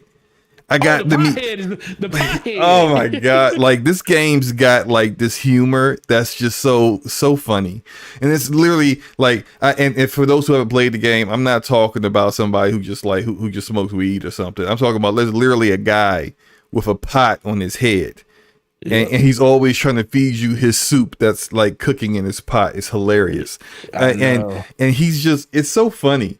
It's so funny to me, and there's other stuff that later on that's pretty hilarious too that I can't wait to get into. But for me, I've been enjoying the game, and I'm not even kind of like the kind of dude that really plays these kind of games all the time. But I've enjoyed it. It's not difficult or anything. It's actually fairly easy. But I like the combat. I haven't even got the chance to get more weapons. If you're looking at now, all I have is the bow and arrow and the sword. I don't have all like the grappling hook that I've seen other people play. I've seen other people have the grappling hook. I don't have that either. I don't have any of that stuff. I think you get that stuff after you kill the bosses, I guess. But I fought the mini bosses. I fought those, and those have been good fights. And I just like this game is $20. I know. It's a $20 game. Like this is like if you one of these people out here that's talking this talk of, well, I'm gonna wait for it to come into Game Pass. Slap yourself, man. Slap yourself, or have someone else slap you because you deserve it. Like if there's a game that you want, and the developer for whatever reason didn't choose to put it in Game Pass. This is a $20 game. It's not like it's breaking the bank here, okay? It's $20. It's well worth the $20. It's probably one of the better games that will come out this year, period. Buy the game, enjoy the game, have fun, man. What are you doing? Like wait, I'm gonna wait for a sale. Wait for it to come to Game Pass. Mm-hmm. You gonna wait for a sale on $20? Like what's your threshold for a good game? What, 10? Like, come on, it's crazy. I don't get it. I don't understand some of the people I see in this community and their thoughts and their feelings on games. I think it's really weird. Forte, how far are you in this game so far? I am about. I did the first two. I did the witch, and I did the mountain. So I got the third one I had to do, and I hear there. So I'm about how far? It's kind of hard to say by time because half the time you're running around trying to find just hidden areas in the game. But I think I have about at least 9 or 10 hours into it so far. And I hear there's 5 bosses altogether. So you got the 3 that you see initially, but then there's main boss that are after that. Yeah. So I'm a pretty good, decent amount, probably like 30 or 40% through the game so far. DQ's Blizzard said $5. $5 for a good game, man. Okay. Did you say $5 is all he willing to spend? But wow. Okay. You must not like this kind of game then. I don't get it. Like I said, I'm close to fighting the witch. I've done the majority of that stuff, and I'm only about 2.5 hours in. But I think the game. Let's see. I think I showed up to one of Erica's streams after she had already completed the game, and I asked her how long did it take her, and she checked her time. I think it was like 25 hours or something like that. And so she, but she was still doing it's like after you beat the game, there are things that you can do after the game. Like you can go try to go for the achievements or whatever. I think you would have to beat it again if you want to 100% the game. Yeah, because you gotta do the whole game with just the busted umbrella, which is like really super difficult. But did you got it on Steam, right? Yes, bought it on Steam. Okay. Yeah. How's it? Oh, you don't have I was gonna say, how is it play? How does it play on?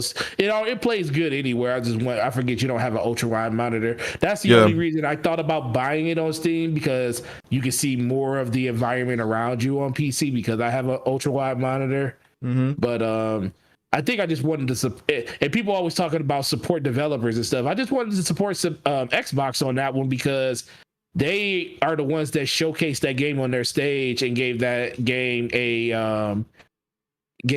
kind of notoriety that people probably didn't even know about. I think they showed it off in that. They first showed that idea at Xbox's showcase earlier this year. Exactly. Yeah. And let me just, I don't mean to brag. I don't. But if you want to know about good games, here we go. You should be following my social media, whether it's on Twitter, it's on Twitch, it's on YouTube. You should be following me because my record for choosing good games that no one is talking about, it's pretty damn good. It's pretty impeccable. Thank you. Like I may have been the only person to do this. Maybe the indie gamer. Shout out to him. Cool guy. Cool guy from the UK. I think he also probably was talking about this. But after the Idea Xbox conference showcase, most people was like, that was mid, it was trash, whatever. I did a video of like the top games that I thought from that conference. And Death's Door was one of them. It was the first time I saw the game. I was like, this game looks amazing. I love the way this looks. I love the art style, the art direction, and I like what it's doing. And I said, you know what? This is it. This is going to be kind of. Give me a second. I'm gonna kind of speed it up to different areas. There we go. I was I really like what I saw from this game, and I'm so happy to see that I was proven right. Like this is its Metacritic score speaks for itself. The feedback from the gaming community overall in regards to the game speaks for itself. It's a good game. So yeah, like I said, Good games will always rise to the top, and people will always talk about games that are good. That's the people always talk about how games get overlooked and and that does happen for some games, but for the most part, if a game is good, people will talk about that game and it will get its notoriety sooner or later. It just takes time. Very true, man. Very true. I guess we could move on from this and talk about something that's a bit might be a bit contentious between the two of us here. I didn't think we was going. I thought we was going to be on the same side when it came to you speaking different. Let's go. Well, we'll see. We'll see. So, was it today? Was this today or yesterday? It was today. Okay, so today something actually happened on the day that we do DPS. Yeah, for once, right? So right. Today we got a announcement of a update, and this is only going for people who are in the insider program or the testing program or whatever it's called for PlayStation. But essentially, if you are in that program, you can now, with the current update that they pushed for you, you can now finally use an external SSD on your PlayStation 5. And so this became kind of a heated topic because they revealed they didn't really reveal like officially an official list. I think they said they would do that, and I don't think they quite really have. Still haven't done it yet. Yeah, but they came out and they said that some games will and will not. Some SSDs will and will not work. Essentially, a Generation 4 M.2 NVMe SSD is necessary to be fit into that external SSD slot on the PlayStation 5.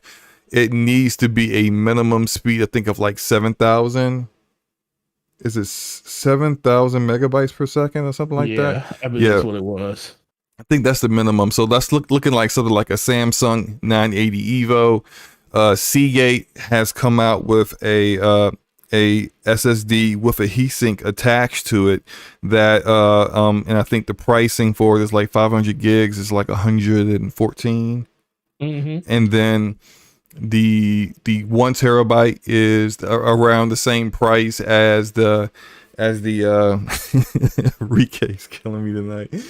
Shout out to Rike for $2 super chat. How do you use a screwdriver? Oh boy, if you need to ask this question, I feel like there's a lot of people that are asking this question right now and getting kind of exposed because they don't know how to do very, very, very basic things with screwdrivers.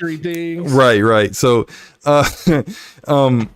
now the speed of these SSDs are like twice as fast as the proprietary external SSD for the Xbox. But at least what we can say for the proprietary SSD for the Xbox is that it absolutely will work on all Xbox Series games. And that's something that was a kind of a disclaimer with PlayStation in regards to this, that not all games are going to perform the way, and it makes sense to me about that because they're putting in proprietary SSDs, and their SSD internally in a PlayStation 5 is a custom storage device. So Forte, yes, what are your thoughts about all this, man? So, do you think? I'm gonna ask you this: do you think? Where do you sit? Do you think this is a good thing, a bad thing? Like the fact that this hasn't been released yet. What do you feel about that?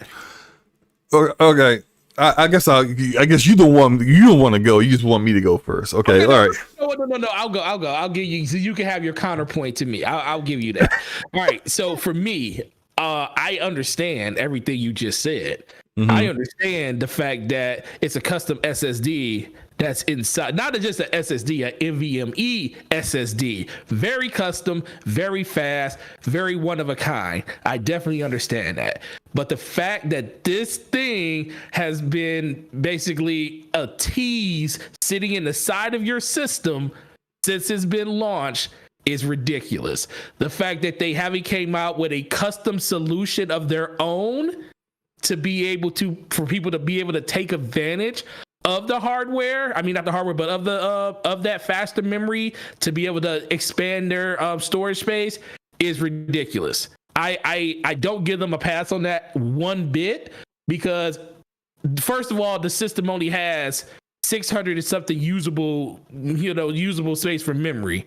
I mean for space. You put a game like Call of Duty on, which is the most sold game this entire last generation, that takes up 200 gigs by itself. So your system's already running with less than 500 gigs. And that's, especially with all of these next gen patches. Imagine if you've got Cyberpunk on your system. That thing has gotten 30 to 40 gig patches since the game has been released. And then you throw other games like Destiny, that's like 80 gigs, and Assassin's Creed, another 60 or 70 gigs.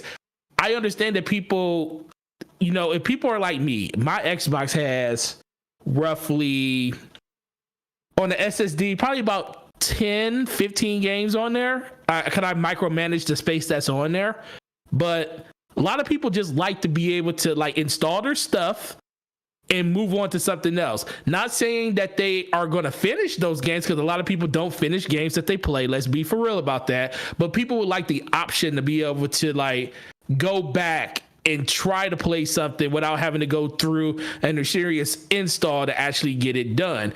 And the fact that PlayStation doesn't allow you to take they don't allow you to go in and just keep the original updates for the game. It deletes everything. So when you go and install a game that you uninstall from your system, it has to install the base update, has to install the game, then it installs every update along the way instead of it giving you in all one normal install itself. Let me see. Shout out to Brad with the $2 super chat. Forte doesn't know how to.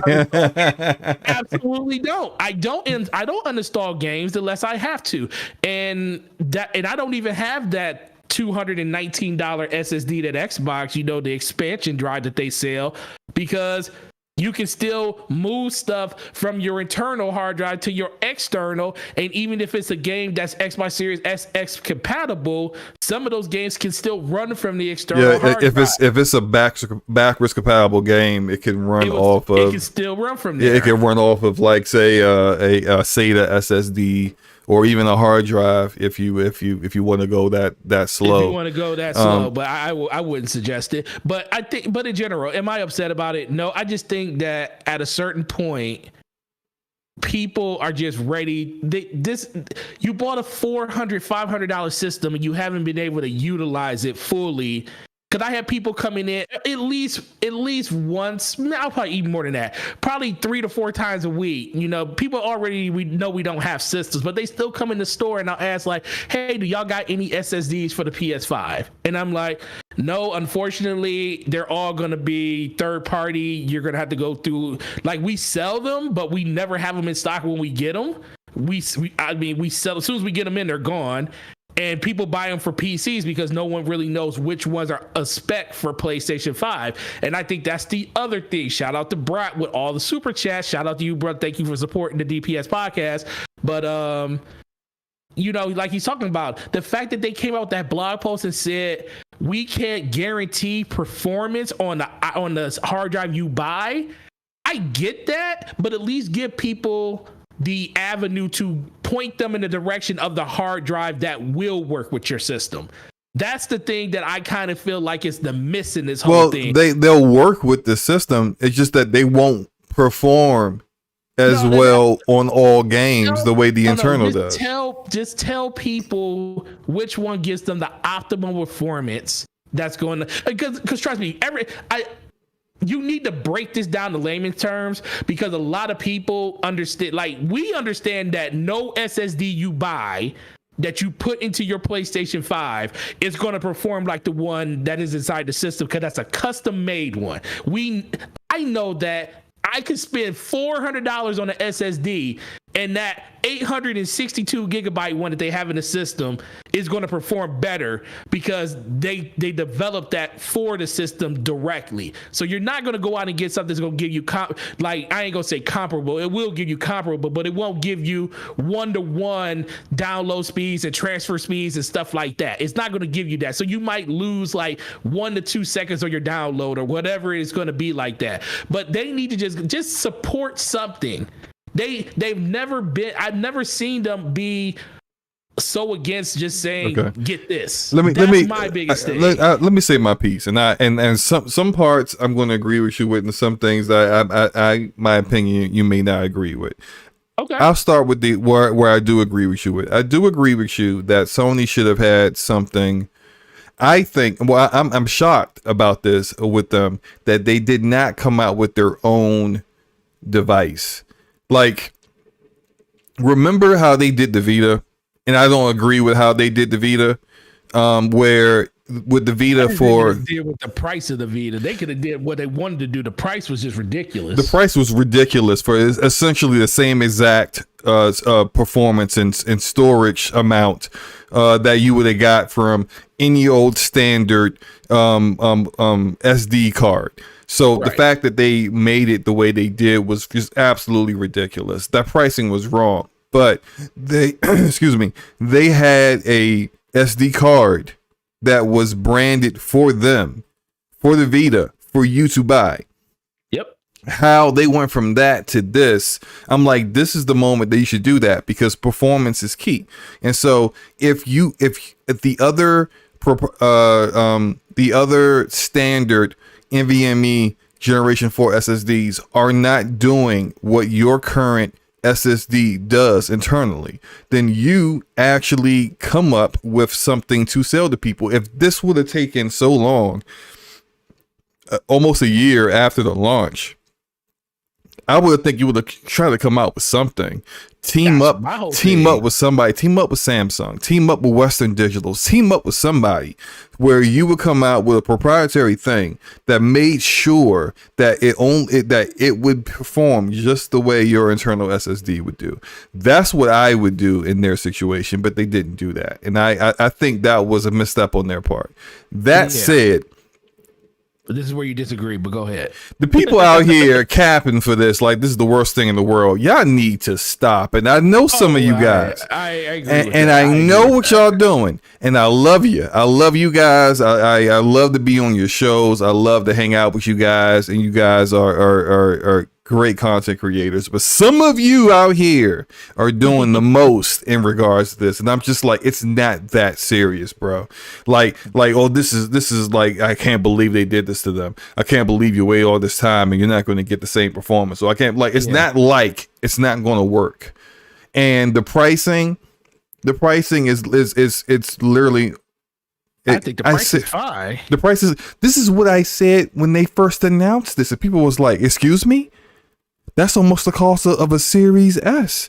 That's more than a Nintendo Switch. Yeah. Do you know how much this stuff costs on the PC side? The pricing is right where it needs to be. That's how much this costs, period. The market dictates it and people buy it, and you will, and if you want that storage, you will buy it. Now here's where I am absolutely going to disagree with you. Well, let me tell you this before you go to that part. Okay. The one thing I will say is, the one thing I loved, people may not like the proprietary tech that Xbox used when it comes to the expansion drive, but the one thing I will give them credit for, the fact that they went in that direction, they had a solution for you day one or within the first couple of weeks of the system coming out. Second, they control the price of that thing.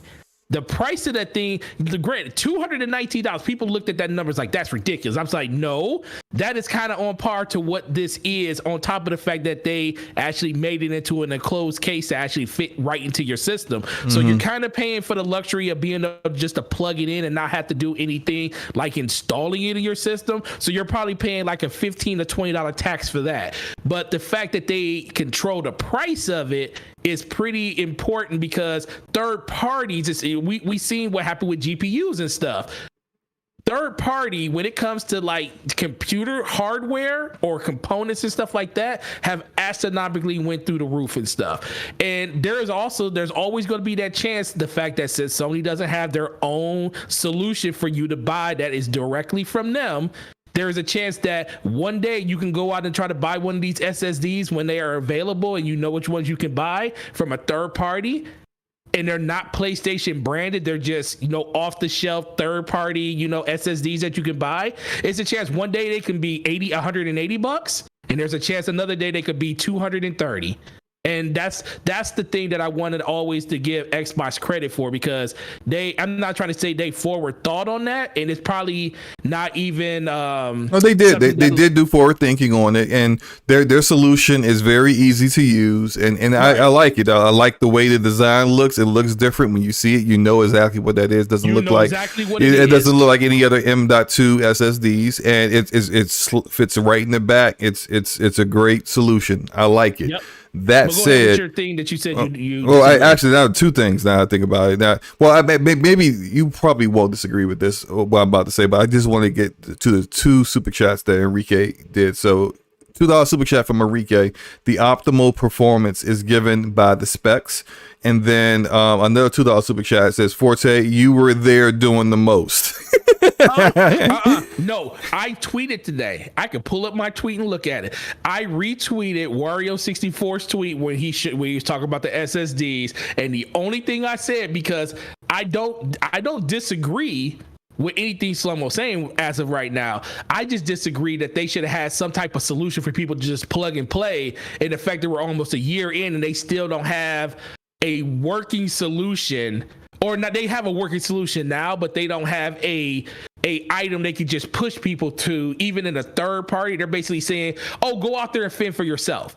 That's what my tweet was. I literally just said we do have to recognize. So we do have to recognize this is in the test mode, basically. So this isn't. It's for the beta people. It's right. Beta. We don't know. They could very well plan to, even though like the beta people are doing this, and people are like, oh, you guys are testers. I'm like, yeah, that's why they signed up for the program. They're testers. Yeah, that's what they do. Well, that's why you test out new stuff. That's what it is. And so look, if you are in that program and they could very well at the very end of that, when they finally push it to everyone, so all of us can access this, that they have an official list based upon what was tested. $5 super chat. Yeah. $5 super chat from Brap again. You have more options with PS5 Forte, and the same materials used in the SSD are the similar ones that are used. If there is a shortage, Xbox will be impacted too. That is true. That is very true. But the difference is the price of the Xbox One ain't going to astronomically go through the roof, because they already have an MSRP set from Xbox on how much that thing is going to cost, because it is marketed and branded by Xbox, versus those same SSDs. When there's a shortage from third party, they're not holding to give PlayStation the same price that they're giving, because they don't own PlayStation doesn't have a deal with them. Now at a later date, that definitely can be a thing, but you're absolutely right. There is a plethora of a bunch of choices and options if you're on PS5, but sometimes less is more, and I just feel like this doesn't have to be as convoluted as it is right now. But then again, I also upgraded my SSD on my PC, and I literally just screwed it in and it worked. So I think some people are overstating how easy it is to just put this thing in your system. I just think them adding that one little subline saying that you won't get optimal performance with every SSD, I think that's kind of the thing that's kind of setting people off. And it doesn't bother me, because I kind of understand the tech between PC and everything that's going on. But for a lot of people that are not as inclined as you, myself, and Slow-Mo, they just want to know, what can I buy to put in my system and screw it in, and it's going to work as close as possible to the system as the one I have in the system. I don't need to hear all the other stuff, because all you're doing is confusing people at that point. We're not talking about me, you, and Slow-Mo. We're talking about the rest of the community of 10 million people that got PlayStation 5s, and of that, 20% of those people probably want to upgrade their memory. They don't want to know all this other stuff. Just tell me what works. Okay. Look, sorry, I was No, you're good. I was looking at because shout out to Rand. Rand sent me some a tweet from Halo support about like getting into the technical preview. I was trying to look at that real quick.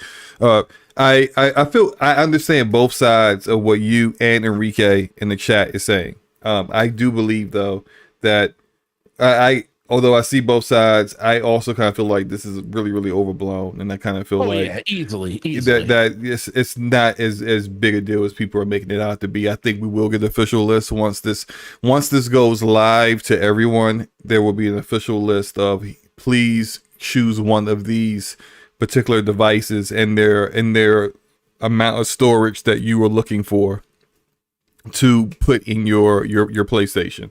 The things that I want to really get out, say real quick before we move on to a new topic is it's not that difficult. I know people are talking like, oh, all I gotta do is just stick it in. Yes, it's easier to do the expandable storage with the Xbox, but people out here acting like you got to do brain surgery on your PlayStation in order to get this installed. It's not. Like I have two NVMe's. I've got two in my PC. I've installed both of them. I built my PC, so of course I installed both of them. It wasn't difficult at all. It's never been difficult. One of them has a heatsink. The other one doesn't have a heatsink, and that's just because I lost my heatsink. That was on the other one. The heatsinks came with my my motherboard, and I took off the other one because I needed space for something else completely separate on my build. And then when I installed the other heatsink, the other NVMe SSD, where I was going to switch my OS to that, I couldn't find it. So, and for these Generation 3 NVMe M.2 SSDs, you don't need a heatsink. I'm pretty sure they're saying that you definitely need a heatsink due to the small enclosure that you're putting the SSD in, which is fine. You just get a heatsink. It's not that big a deal. Like it's not serious here. It's not. But all that said, what I really want to tell you guys. And let me do the $5 super chat Enrique just did before I get to it. Enrique says, given the price for these SSDs, most people won't buy these storage options. These are enthusiast items, and that's true. But let me speak to these enthusiasts. A lot of these enthusiasts are regular people, though. Let me speak to these enthusiasts real quick. Uninstall y'all games, man. No. No. What do you mean no? No. You're not playing the game. What do you need? Explain it. Right. I'm gonna tell you what I got. No.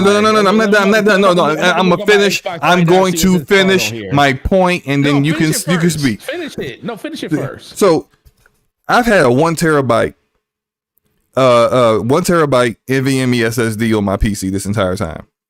Yes, there are times where I got too many games installed. I want to play something, but I'm looking and I'm like, oh, well, I'm not playing this. Oh, I'm not playing that. Let me just go uninstall that game because that I'm not playing, and then install what I do want to play. It's some of y'all are like gaming. What's the word I'm looking for? Where the hoarders? Yes, gaming hoarders is what you guys are. You want a 4 terabyte storage device to store all of your games, every game that you've ever owned in life, and for what? Just to scroll down the list like you scroll down Netflix and can't figure out what you want to play. Stop doing this to yourselves. You don't need any of this stuff. If you actually had less storage, you would either sit or get off the pot when it comes to some of these games. You would finish some of the games that you've been saying, oh, I gotta finish that, but you never do. You would finish some of those games so you would have storage to put something else in. Like I actually made that decision, and I said, you know what? I'm not going to go get additional storage from my PC. I'm not going to go get additional storage from my PlayStation 5 or my Series S. I am going to play what's installed, and when I'm done with it, I'm going to uninstall it and install the other thing that I want to play. And guess what? Last year, I beat 41 games. You did that. This year, I have 15 games beat. I think it's 15. I gotta check my list. But regardless, halfway through the year, you're already. But no, I intentionally I said I wanted to slow down on that, and I'm playing what I want to play and just beating what I want to beat, and it is what it is. Regardless, y'all out here complaining about storage that you don't need. Get yourself a SATA SSD that costs $50. Connect it to your USB to your PlayStation. Put all the games that you're not playing on that, and then just move it back and forth. And to do that, if you're one of these people who have terrible internet or you got data caps, you can't just keep uninstalling and reinstalling things. Cool. Put it on an external SSD, anything, even a hard drive. Just put it on that. And then when you need it, then you move it to your PlayStation. Here are options. This is life hacks here, baby. Life hacks for you guys that are complaining about the cost of things. Though it's too difficult to install, or it costs too much. Yada yada yada. Well, you know what? You don't need it anyway. So just do what you need to do and keep it moving.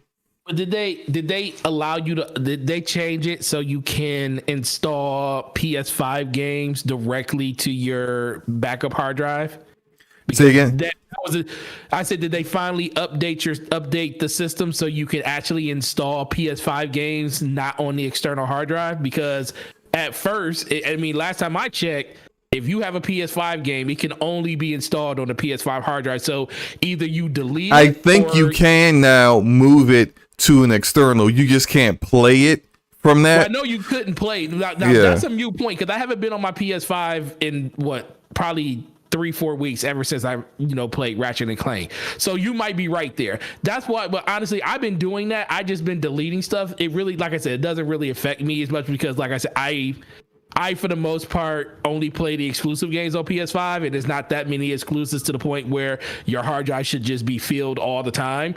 So I think a lot of people are out here capping. I just think my viewpoint just only comes back to the fact that this is something that they've been talking about for a year now, and it's still in a beta phase, and it's still something. And I see people that actually want this. Like, Brad said it's an enthusiast thing, and yeah, he's, for the most part, he's right. But all of these people that walk in asking about SSDs, they're not just all enthusiasts. Some people just, for some reason, like to hold on to their games, and they like to, launch something without having to re-download it. And I think, and that might be another thing, PlayStation might need to come out and tell people like, hey, you don't no longer have to have your PS5 games if you want to keep them installed tied to the SSD on the internal. You can use your old, SSDs or your old hard drives to basically save those games, and you can move them back and forth. That's pretty much what Xbox lets you do. And I think that would be kind of a mute point. But the fact that PlayStation doesn't allow you, well, to my knowledge, they don't allow you to do it, I think it's kind of the part of the problem here. But ultimately, this can all be fixed, like you said, Slow-Mo, by uninstalling your games. If you're not playing them, if you ain't going to play it within the next, if you're not going to beat the game within the next 2 to 3 weeks or a month, just uninstall it and reinstall it when you're ready to go back to the game and play it again. Your cloud saves will still be there. Just make sure you upload them to the cloud so you don't lose them and stuff. And then sooner or later, this will all be fixed. But no, I do agree with you on that. Just delete your games and you'll be fine. So delete your game. Like Enrique just said it. He said, did I need to have expandable storage to beat he said 45, but it was 41 games last year. No, I did not. And the vast majority of the games that I beat were on PC, and I didn't need expandable storage. When I play through a game, I need space. Let me finish up some of these games I got sitting on my 1 terabyte that I haven't finished yet. I'm at that point right now. I know that I got Halo Infinite technical preview to install. There are other games like Kena got delayed unfortunately, but there are games that are coming September. Out that are I need to install. I got to finish Death's Door. I still got to finish Scarlet Nexus. I'm in the mode now where I'm not like, oh, I need more storage. No, I need to stop being lazy and finish my games. That's what I'm going to do. So I'm going to finish my games is what I'm going to do. I'm going to finish Death's Door. I'm going to finish Scarlet Nexus. Then I'm going to uninstall them. Once I'm finished with them. That's the way, that you pay for the game or you pay for the service to play the game. Then actually play your games and stop just talking about them and storing them and having them being just a box that you scroll through on your console as you go looking for something to play. We got 2 super chats I want to hit real quick. Enrique says Forte won't pay for games, but will pay for $200 Seagate expandable storage for Xbox Series X. Come on, man. Enrique coming after you tonight. No, that's cap because he literally heard me say, I'm not buying that $200 expansion drive. That ain't happening. I'm good. I will delete my games before I buy that thing because guess what? That is like, unless that price on that thing drops by at least 40%, maybe I'll spend $130 on it. I ain't spending $200. That's almost the price of an S. I'm good.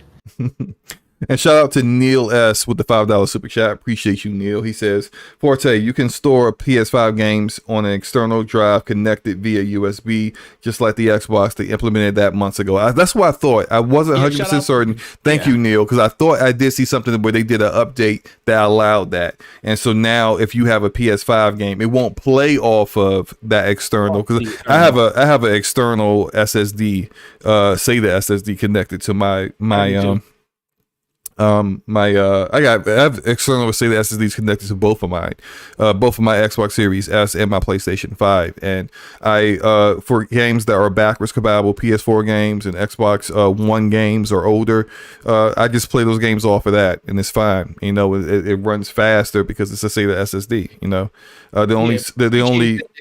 the only limit to that is that, you know, it's USB 3.0 that's pushing that data back and forth, but it is what it is. Shout out to Persona, gamer with Persona in the house. How's it going, bro?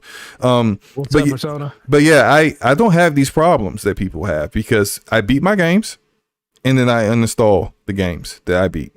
And so I always have storage, I always have space because I'm always beating games and playing games. So did you say you had to upgrade that 1 terabyte NVMe that you got because it was full? No. Oh, okay. No. Making sure. I upgraded to, I wanted faster. When I first built my PC, I had three Samsung 860 Evos. So those are SATA SSDs. I had three of them. I had one for my games. It was only 500 gigs though. I had one for my games. I had one for my OS, and then I had another one for all my YouTube stuff. Now the one I've now deactivated the one that was for my games. I upgraded to a NVMe M.2 SSD, which is a Samsung 970 Evo Plus, because I wanted the speed of it. I didn't care. It wasn't the storage, even though I did get a 1 terabyte, but it was on sale. So I said, why the hell not, right? So I upgraded to that, and that's been it. I got 1 terabyte. That's all I use. I don't need I don't have anything additional connected to my PC that isn't for it's only for content creation. I got a 2 terabyte hard drive that I just store stuff for content creation, like videos that I may use for my video editing, stuff like that. But I don't have any of the games installed. Everything's installed on that 1 terabyte. That's all I use. So that's I upgraded it for speed because that 970 Evo Plus is pretty awesome. But that's it. You know, it is what it is. We could move on to last topic. Yeah, let me go end this poll real quick. I think the poll results here are pretty interesting. Close. It is deadlock. Yeah, well, no, it is deadlock. Yeah, I thought it said the no's were winning, but the end of the poll was, the no's were winning. Yeah. Winning. Are you getting an external SSD for the PlayStation 5? We have 24 votes at even 50-50 for yes and no. And so, hey, shout out to you guys for voting. Yeah, shout out to that guy Smitty with the $5 super chat. Appreciate you, bro. He says, my problem is games like COD and 2K that hog all your space. And like, I think, and honestly, that's probably a different discussion right there. The fact that those games in particular take up a lot of space, because I will say the people that I know that do come into the store looking for hard drives are people that play those games. They play COD, they play NBA, and it's not as easy to just delete those games because those are games that they probably play year round. And when you try to join those, and then if you have just those two games on there, because those are two of the most played games, you're talking about 112 gigs for NBA, 200 plus for Call of Duty, 600 gigs altogether. You might have space probably for 5 or 6 other games. And I mean, at that point, people are going to probably still say, well, those 5 or 6 other games, just rotate them as you need them. But the one thing that a lot of people don't realize, and Xbox does this too, in order for you, I don't know, Xbox might not do this, but I know PlayStation do it, but Xbox could do it too. In order to install a update, you have to have the full, like you have to have basically double that space for that update. So like say Call of Duty got a 70 gig update or something like that. You have to have 70 gigs just to install it, but you also have to have a backup 70 gigs just to have space because it basically does a copy and then it clones it and then it basically installs it to your system. So you have to download it first. After it downloads, then it installs it. And then once it installs it, it basically deletes that backup, like the download file completely off your system. And it only uses 70 gigs, but you technically got to have 140 in order to download that. So I think that's where a lot of people kind of see that hiccup at, because because I seen it with Call of Duty. Like I'll have like 120 gigs of space left, but for some reason it's saying you don't have enough space for this install. And I'm like, what do you mean? I got 120 gigs. And it's only asking for 70 or 60 or whatever a Warzone update might be, or 30 gigs. But then when you go to install it and you delete stuff, you notice that it would install the update, it would download the update, then it would install the update, but then once it installs the update, it deletes the download and all you have is the install. So maybe that's the reason a lot of people feel like they're running out of space, because just installing stuff, the system is constantly yelling at you like you don't have enough space. Yeah, that is. I do think that is a separate topic. That is a separate topic. 2K and Activision gotta get out of this bag of like we hog all your storage. And maybe they feel like because the people who primarily play those games do only play Warzone, Call of Duty, and 2K, so they kind of feel like, yeah, we can take it more. What else are you playing? You only playing us anyway. But it's not fair for them to do that. And honestly, it's just like, why do you have so your file sizes to be this big? I think on PC, at least on PC, I don't know if you can do this on consoles or not. When it comes to the Call of Duty games, you can choose what you want to install. So if you only need Warzone, or you only want the multiplayer for Modern Warfare or Black Ops, then you can just install that. That's good. Now 2K, I don't play 2K, so I don't know how they do 2K storage, but it's all or nothing, basically. It's all or nothing, man. 2K's up. Oh, it's all or nothing. Trust me, I'm right now, because shout out to Dealer, because Dealer got me in that NBA with him all the time. That's 112 gigs tied up on a game that I play probably 2 or 3 times a week.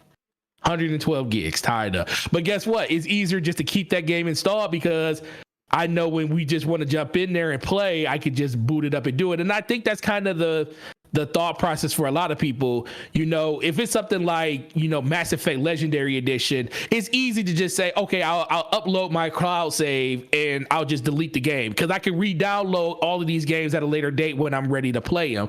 But when you're talking about games that people play religiously, like even Destiny, the one thing I was very excited for when Destiny got its next gen update, when it came over to PS5 and Xbox Series X, is they lowered the space that the game was taking up on your system, because Destiny was running like 120 gigs before that, but then they compiled it, shrunk the install, and they dropped it all the way down to like 60 gigs. It's back up to 80 gigs now, but the fact that they compressed it enough to the point where I'm like, yo, it's half the game it used to be. It also needs to be some kind of like determination. They need to understand what you are using for storage, because if you're using the hard drive, then you need more space, because the hard drive is slower. And the way they get around that as a developer is that they copy the same data multiple times on a hard drive, so that this mechanical hard drive that's spinning around has more of that same data available to be accessed, and even doing that, it's still not as fast as even a SATA SSD, much less an NVMe SSD. But if they know that you're using an SSD, if they scan your device and know, okay, this is a SATA SSD or whatever SSD, that they give you a different install solution than what they're doing with the hard drives, because like it's unnecessary for you to have 120 gig install, which is the same as a hard drive's install, but you don't need the same information copied multiple times. because your device is different. It's not mechanical. It's just.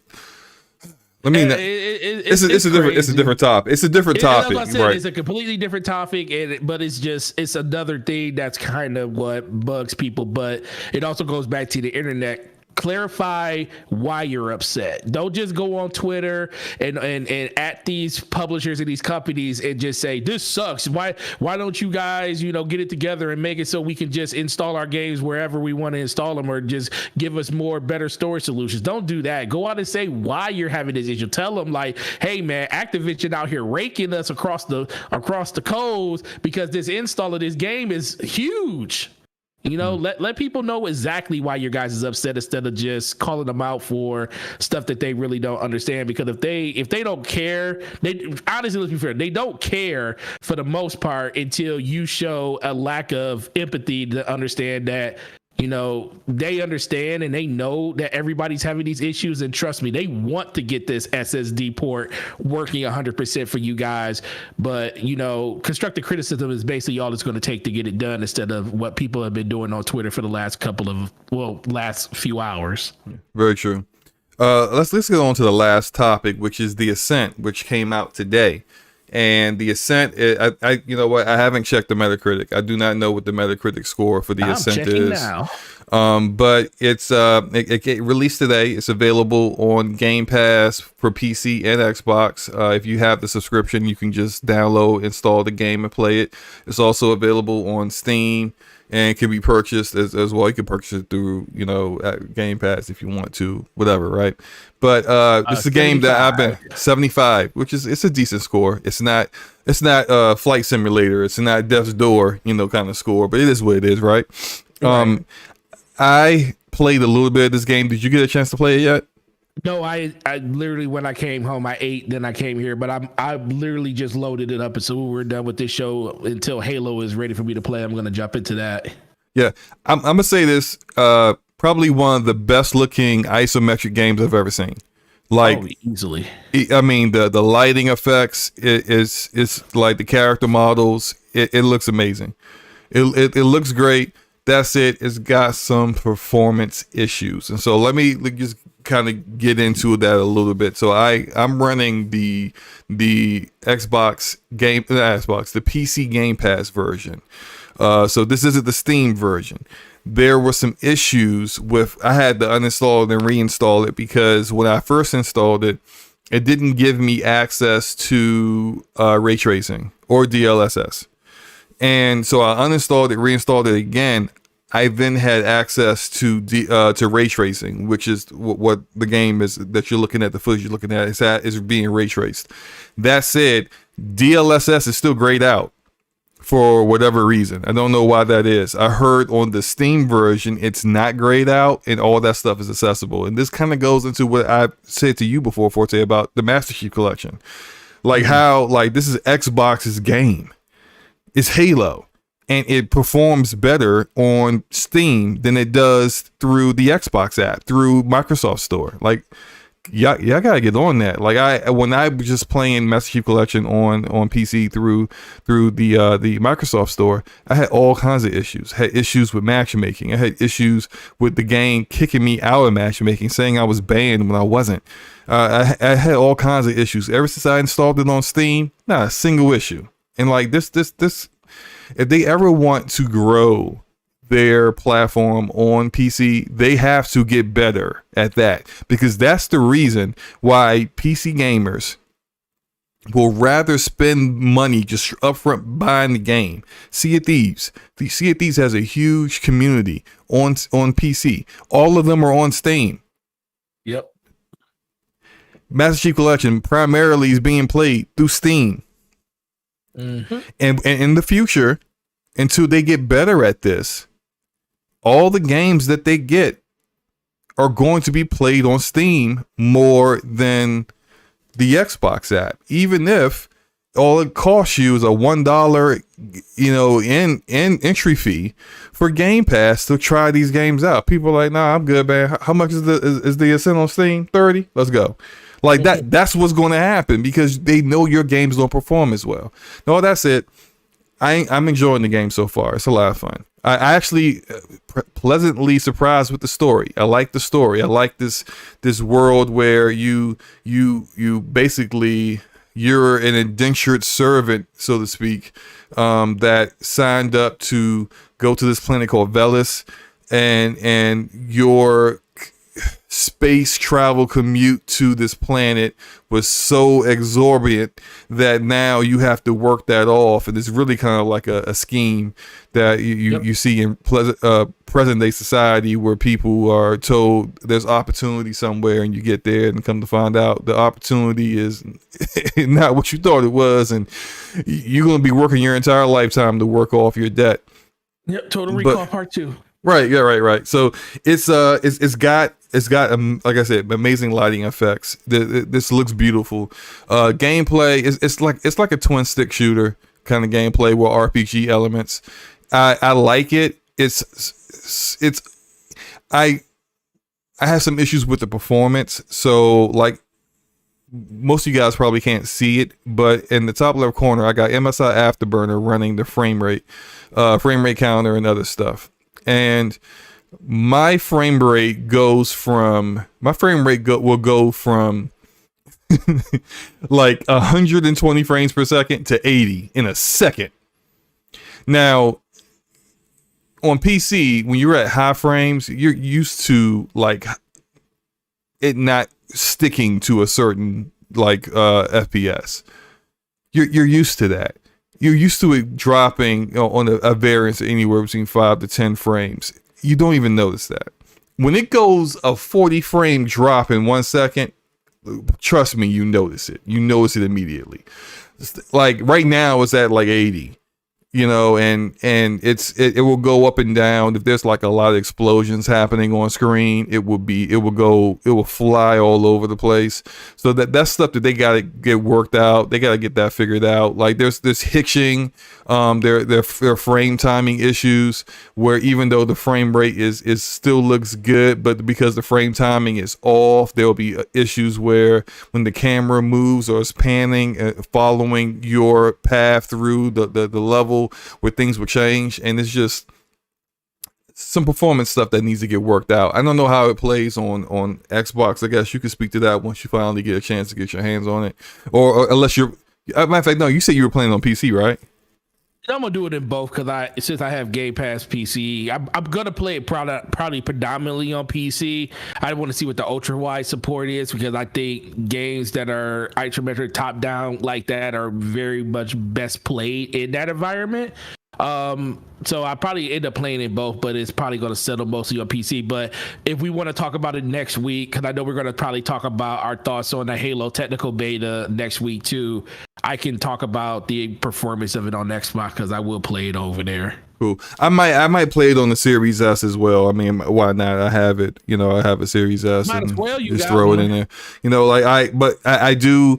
I know that it has crossplay. And that's awesome. I just got started because it just came out today. I haven't played with anyone else yet, but if there's anyone out there that's trying to play this game and they want to do co-op, I'm down for that. That's probably maybe my biggest issue right now with the game, even though I haven't done it yet. But I hate when games do this with co-op, and I don't understand why this is the case. I don't actually, I do understand why it's the case. I don't understand why they don't make sure that this isn't happening. And so what I mean is that when you play this game co-op, whoever is the host, the progress for the storylines, the missions, and everything that you're doing, whoever is the host is the only person who gets that progress. Now, you still keep your levels, you still keep the weapons that you may have attained through that through that co-op session, but what you don't keep is the progress. And when you go back to your game, you're still going to have to do that same content over again. I can't stand that. I remember all the way back in 2012 playing Borderlands 2 and playing with my friends, and if my friend was further ahead than I was, that typically wasn't the case. I was usually the one that was further ahead, but whatever, right? If my friend was further ahead than me and I played with him, I got the progress for that. and when I played on my game and it would go back to where I was with the story in progress, what they would do is just let me continue on, and then I would get a notification that would say once I reached where I'd already like done, hey, you've done this already. Do you want to just skip ahead or continue? Or they gave me the choice to do it over again or to skip ahead. That's nearly a decade ago. Why is it now? And this goes for Outriders did this as well. Like, I don't understand how in 2021 we're getting games that are focused on co-op. These are games that are designed around co-op.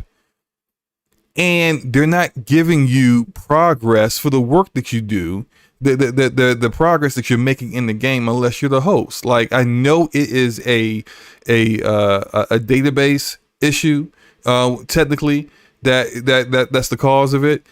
You got to get it figured out. You have to figure a way around that. Like, you can't just allow people to do that, because what it does is it desensitizes people from playing with their friends, and that's how you design the game, for people to play with other people. Instead, right, what it starts making people want to do is that, yeah, I'll play with you as long as I'm hosting. That's how if I'm hosting, I'll play. I was mad that I played most of the game by myself, and then when I started playing with other people in Outriders that were a little bit further ahead of me, I was like, I gotta do this again. I did it already. But yeah, man. And the only time that you won't have a problem with that is if you love the game. And it just doesn't matter that, like, I'm doing this over again. I love the game so much that I'm ready to do that. And like, there's some people who aren't going to have a problem with that, and then there are going to be people who are like, nah, fam, I did that already. This is not it for me. So it is what it is, man. Like, it's let me throw up another poll about, if let me see, this poll is going to be are you gonna play the Ascent? You and I are going to have to squad up together at some point. You haven't started yet, so I won't have a problem just doing what I've already done at that point, so I can join your session. Have you noticed how the scaling is? I was watching a couple people stream it earlier, and they said when you're playing by yourself, it seems like the scaling is a little bit off when it comes to how much damage you take versus how much you dish out in the early parts of the game. Yeah, I was getting murked. I thought I was recording and I wasn't, but like when you first start the game, they're very like brutal. Yeah, so to speak. A lot of people were saying. Like they were treating me like I had gear that I didn't have or weapons that I didn't have. Right. It didn't get easier until I got the SMG. Once I got an SMG, I was good to go. And once I finally got, like, I hit level 2, I leveled up and I got an SMG, and I was like, bet now I can actually kill these enemies. But I kind of figured that, like, without even playing in co-op, that it was like the enemy health levels or their damage was scaled for co-op even when you're not in co-op, and that's why I thought the issue was, but I don't know for certain yet, and I can't really speak to that for certain. But I mean, I guess we'll find out, if enemies take longer to kill. And that's something else that, I brought up Borderlands 2 back in the day. Like, it scaled with the number of people that were in your party. So if you were by yourself, the enemies had a certain level. And then as more people joined the party, they would tell you, they would say, hey, enemies have gotten tougher and deal more damage because you got more people with you. They need to scale it up to make it a challenge. And that's the way it should be, I think. That all I said, like, even with like additional weapons and better gear, I still died a couple times. So probably if we go further enough in this gameplay, you probably see me die a couple times anyway. But I think I also got better survivability when I got a particular vest that gave me more health, and that helped out a lot, because when I had this other vest, it was like I would take 2 bullets and and I'm in the danger zone. I'm like, damn, I basically just gotta not get hit at all in order to actually survive in this, with the current gear that I had. So I think it's going to be something that, like, as you progress further in the game and gear up, then you're going to be just destroying everything. But I still have fun with it regardless. Cool. Yeah. But yeah, I mean, I guess we can finish up now. We're a little bit past 2 hours, but you know, it is what it is. This is normal for us now. We're like Iron Lords light. Oh no, I know we can't do that, man. Shout out to the Iron Lords, but they be streaming for half a day, like 12 hour podcast. Listen, man, they gotta pay those bills at the end of the day, man. Those bills be stacking up. I'm like, good grief, that's still on. I would watch, right, and then I'll go take care of some stuff, do some stuff with the kids, maybe go for a walk. I don't know, like, you know, cook dinner, whatever. I look at my phone. They still live. They still like, you still live? Crazy, crazy. I looked the other day, they were live at 5 o'clock still. I was like, yep. The 4 hour podcast is definitely where it's at for them. Listen, man, they put a show on though, and the fact that they could carry a 4 hour podcast like they do is, and trust me, I know they don't mean to go that long, but the conversations be so good with the guests, and then the back and forth with King's hilarious stuff. You know, hey King Boo Boo and all that other stuff, man. Listen, man, it's a great show, and anybody that doesn't support the Iron Lords on Sunday, man, I don't know what you're doing on Sundays, because that's the place to be. Unless you're at the Lord's house in real life doing something, you should be watching the Iron Lords. Yeah, big facts there, big facts. Shout out to them. They do a great job over there. We are all done on our topics, and I guess we can you know what? Let's do a quick Q&A for anybody in the chat that has any questions that they want us to answer real quick, and then we can do that real fast, and then we can go ahead and do our outros to get up out of here. But and until we get some questions in, Forte, let everyone know what you're going to be having, what you got planned for like the next week or so, what games you're going to be playing, and where the fine people can find you. Man, yeah, great show, Slow-Mo. I know I knew you was excited for today because you haven't been here in the last week and you got a chance to play some games again. So it's always good to have good old Slow-Mo back as part of the crew, and missed you. But outside of that, man, I'm gonna be playing. Part of me wants to finish Ratchet and Clank, but then as I played, I'm like, it's just another Ratchet and Clank game that looks really good, like really, really good. But I am going to finish that because it's like I spent $70 for that game, and I have to finish it. If I don't finish it, it'll be like, I'm be mad at myself because I spent that money on that game and didn't finish it. So I'm probably going to finish up that over the next week. Death's Door, I definitely need to finish that out because that game is incredible. And shout out to Sir Taz. He beat I believe he beat Scarlet Nexus. He put it up. Yeah, he did. Yeah, shout out to him, man, because I have that game, and that's one of those games that the only reason I haven't went back and really played it because I stopped playing it for like a good week, and the level is they have a lot of different systems in that game that really talk and speak to each other a lot and very, very well. And it takes a second to get kind of acclimated back to that type of gameplay where you're, using your abilities and, linking and using other people's abilities and sharing abilities. It's kind of crazy to get back into it after you haven't played it in a couple of weeks. But watching his gameplay and just seeing that he actually went through it, I think he was close to like 90 hours when he beat it. I definitely want to get into that. That's going to be like a more of a long burn. And then finishing out Mass Effect Legendary Edition, I'm like halfway through 2 at this point now, so got to finish that out. But it's a lot of stuff to be played, and then hanging out with the fellas and playing some Halo Infinite whenever we get in there. Yeah, definitely that. Some of the questions that we got here, we got one, the most anticipated game of 2022. I'll go first. I'm going to say, as so far, my most anticipated game is Redfall. That's my most anticipated game. Based off of, and I know I haven't seen gameplay, but based off of the interesting trailer, they kind of showed the characters and the character archetypes that they showed. Arcane's pedigree and what they said the game is supposed to be in regards to like 4-player co-op and maybe I'm kind of hyping myself up with some of my ideas of what I think it might be when it comes to gameplay, but we'll see. Regardless of that, that's currently my most anticipated for me. I don't care about Bethesda Game Studio games. Yeah, I said that right. Bethesda Game Studios games proper like Elder Scrolls and Fallout, and so Starfield does nothing for me. When people say it's Fallout in space, it's Elder Scrolls in space, I'm just like I mentally check out. I'm like, well, that's just not what I want. I'm not playing that.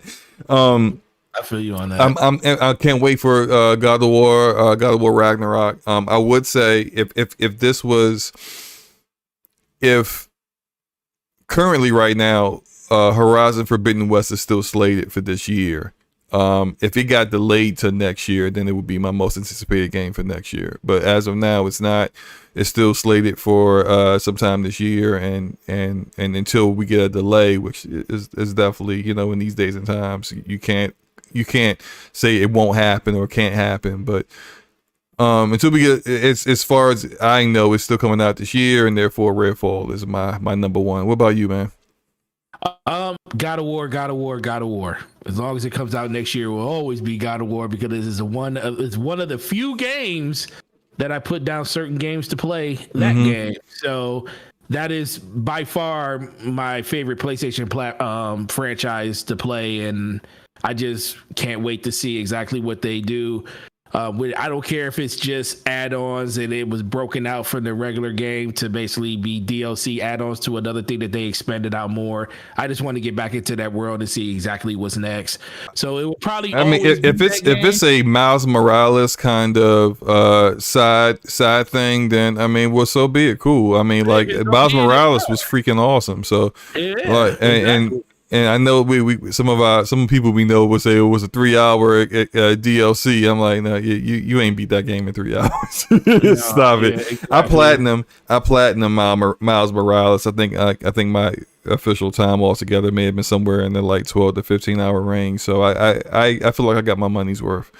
And it was, and look, if Ragnarok is something like that, then I'm all there for it. I'm not the biggest God of War fan, so it's not my most anticipated, but I'm definitely day one on that for certain. So yeah, definitely a good pick, man. We got oh man, we got some questions here. Let's see, hold up. Open it up, baby. I opened the can of worms. Okay, so we have a good night, Lady Foxfire. Hope you feel good. Oh, you got your second shot tomorrow. Good luck. It made me fall asleep for 2 days. No, she said she got it earlier today, so she's probably already feeling it. Yeah, you're already feeling the sleepiness. So yeah, I didn't even make it through the first day before I decided to go to sleep. So thanks for coming through, though. Yeah, absolutely. Thank you. I love to always see her in the chat. She's always got a positive outlook on everything, great opinions, and she's just all around cool person. So yeah, I appreciate you coming through, Lady Foxfire. Check out her channel too, guys. Yeah, definitely do that. Definitely. We have Mike ES asked me how was Scarlet Nexus. Scarlet Nexus is still my favorite game of this year so far that I played. I'm at the end of Yuito's playthrough. And then when I'm done with Yuito, I'm going to go through it again on Kasani's playthrough. I like how they had two separate protagonists that are really like two separate characters. And they have two separate personalities, but it's the same story. But you see it through the eyes of each one of them. And there are things that I know of now that happened while I was off doing other things that happened with Kasani that I was told after the fact. But I want to actually play through that and actually see it for myself. And also she plays differently than Yuito. She's more mid to long range, whereas Yuito is very much close range and up in your face. So I actually enjoyed, when I played the demo, I actually enjoyed her combat more than Yuito's. That's why I chose him first, so I would have something to look forward to when I completed it. So yeah, love Scarlet Nexus. I recommend that game to anybody who's into that kind of combat action adventure kind of game with like strong RPG elements and a pretty good story. So yeah, absolutely. We have which character do you guys recommend to start? Oh, okay. So that was that's about Scarlet Nexus. Mike, I would say if you prefer close range over mid to long range, choose Yuito. If you only want to play through it once, I think if you really enjoy the story, you're probably going to want to play through it twice. So I think you really actually just can't go wrong with either one. I think it's cool to go. We'll choose whoever you want to choose, honestly. And we have. Is there a new game plus in Scarlet Nexus? Abacab said, I don't know for certain. I kind of do wonder that because I've unlocked a lot of cosmetics, and I've hit certain you know how like a Persona you'll have bond levels with your crew, your characters to kind of change combat for you. I have unlocked like levels for everyone, and I'm at different levels with different people. I think it goes to a maximum of 6 or 7, and I'm at like 4 and 5 for the highest on like the ones that I've got the highest bond level on. So like I'm at the end. I don't see myself maxing everyone out, so I will hope that will kind of carry over, but I don't know that answer. That's I guess I'll be finding that out real soon. How far are you with Scarlet Nexus, by the way? I am phase 4. Oh, you're real early in there. I'm still early. Yeah, it's like goes up to like phase 12, I think. Yeah, it's phase 12. That's what Tap was. He was when I talked to him last, like a couple nights ago. He said he was at 11, and then he beat it just recently. So. Ooh, okay, that guy Smitty, thank you for that. He says you keep all your skill points when you play through the second character. I love that, man. That means because like the higher levels you go up, the combat really opens up. So, oh man, I'm gonna be in my bag with that. Oh boy. Let's see where are we at with these questions. Shout out the Sincere in the house. What's up, man? Gold Chain Gamers in the house. Ryan Landis says Forte house the new home now that you've been there for a while. New home's good, man. I came to the realization that my yard was way too big and I was not cutting it anymore, so I paid somebody to do it now. It was fun while it lasted. You know, Fairway Forte has retired. He put his clubs up.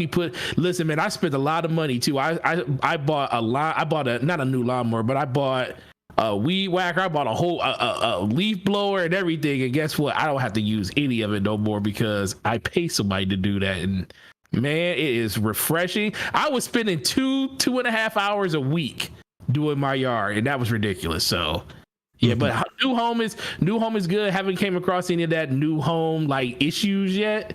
You know, trying to figure out like it takes years for those to crop up, unfortunately. Exactly. So that's why I told my wife we're basically just kind of planning for that at this point. It's like, okay, let's put some money up because we know within the next 2 to 3 years something's gonna break and we're gonna have to fix it. But no, I appreciate you for asking, man. It's been going good. Kids love it. Wife loves it. I love it because it's like 5 minutes from my job.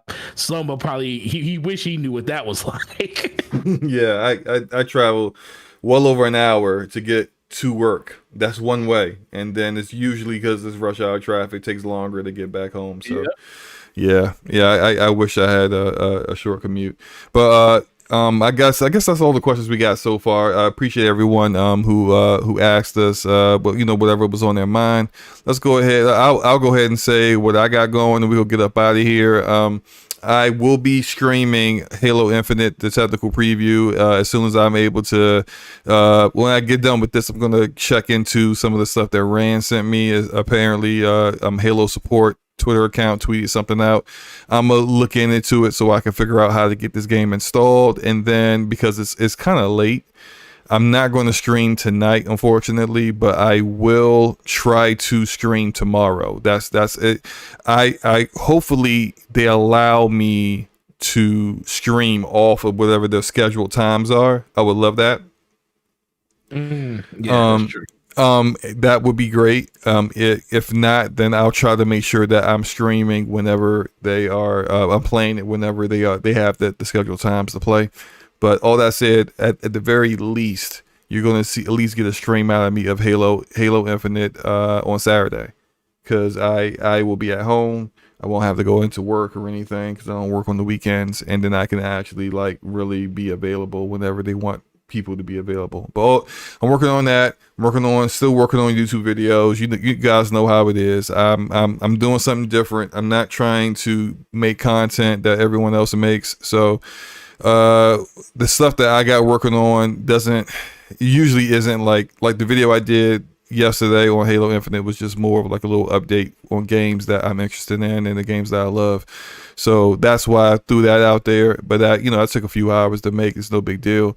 The long form stuff that I'm working on are things that are they don't happen like in a few hours. You just throw something out there. So just bear with me. I'll get that content out to you guys. I appreciate everyone that subs and watches the videos. Of course, you guys are awesome. And I like to provide content that people enjoy. So hopefully you'll be enjoying what I got in store pretty soon. But I think that's it. I think we're done with everything. Anything else you want to say before we get out of here, Forte? No, man, I appreciate everybody that came through. You guys are very supportive. You always rock out with us and deal with our antics. And I know that we just try to be as entertaining for you guys as possible. And we really appreciate all the support you guys give. So go out there, enjoy your games over the weekend. We'll see you guys next week for episode 45. Yep.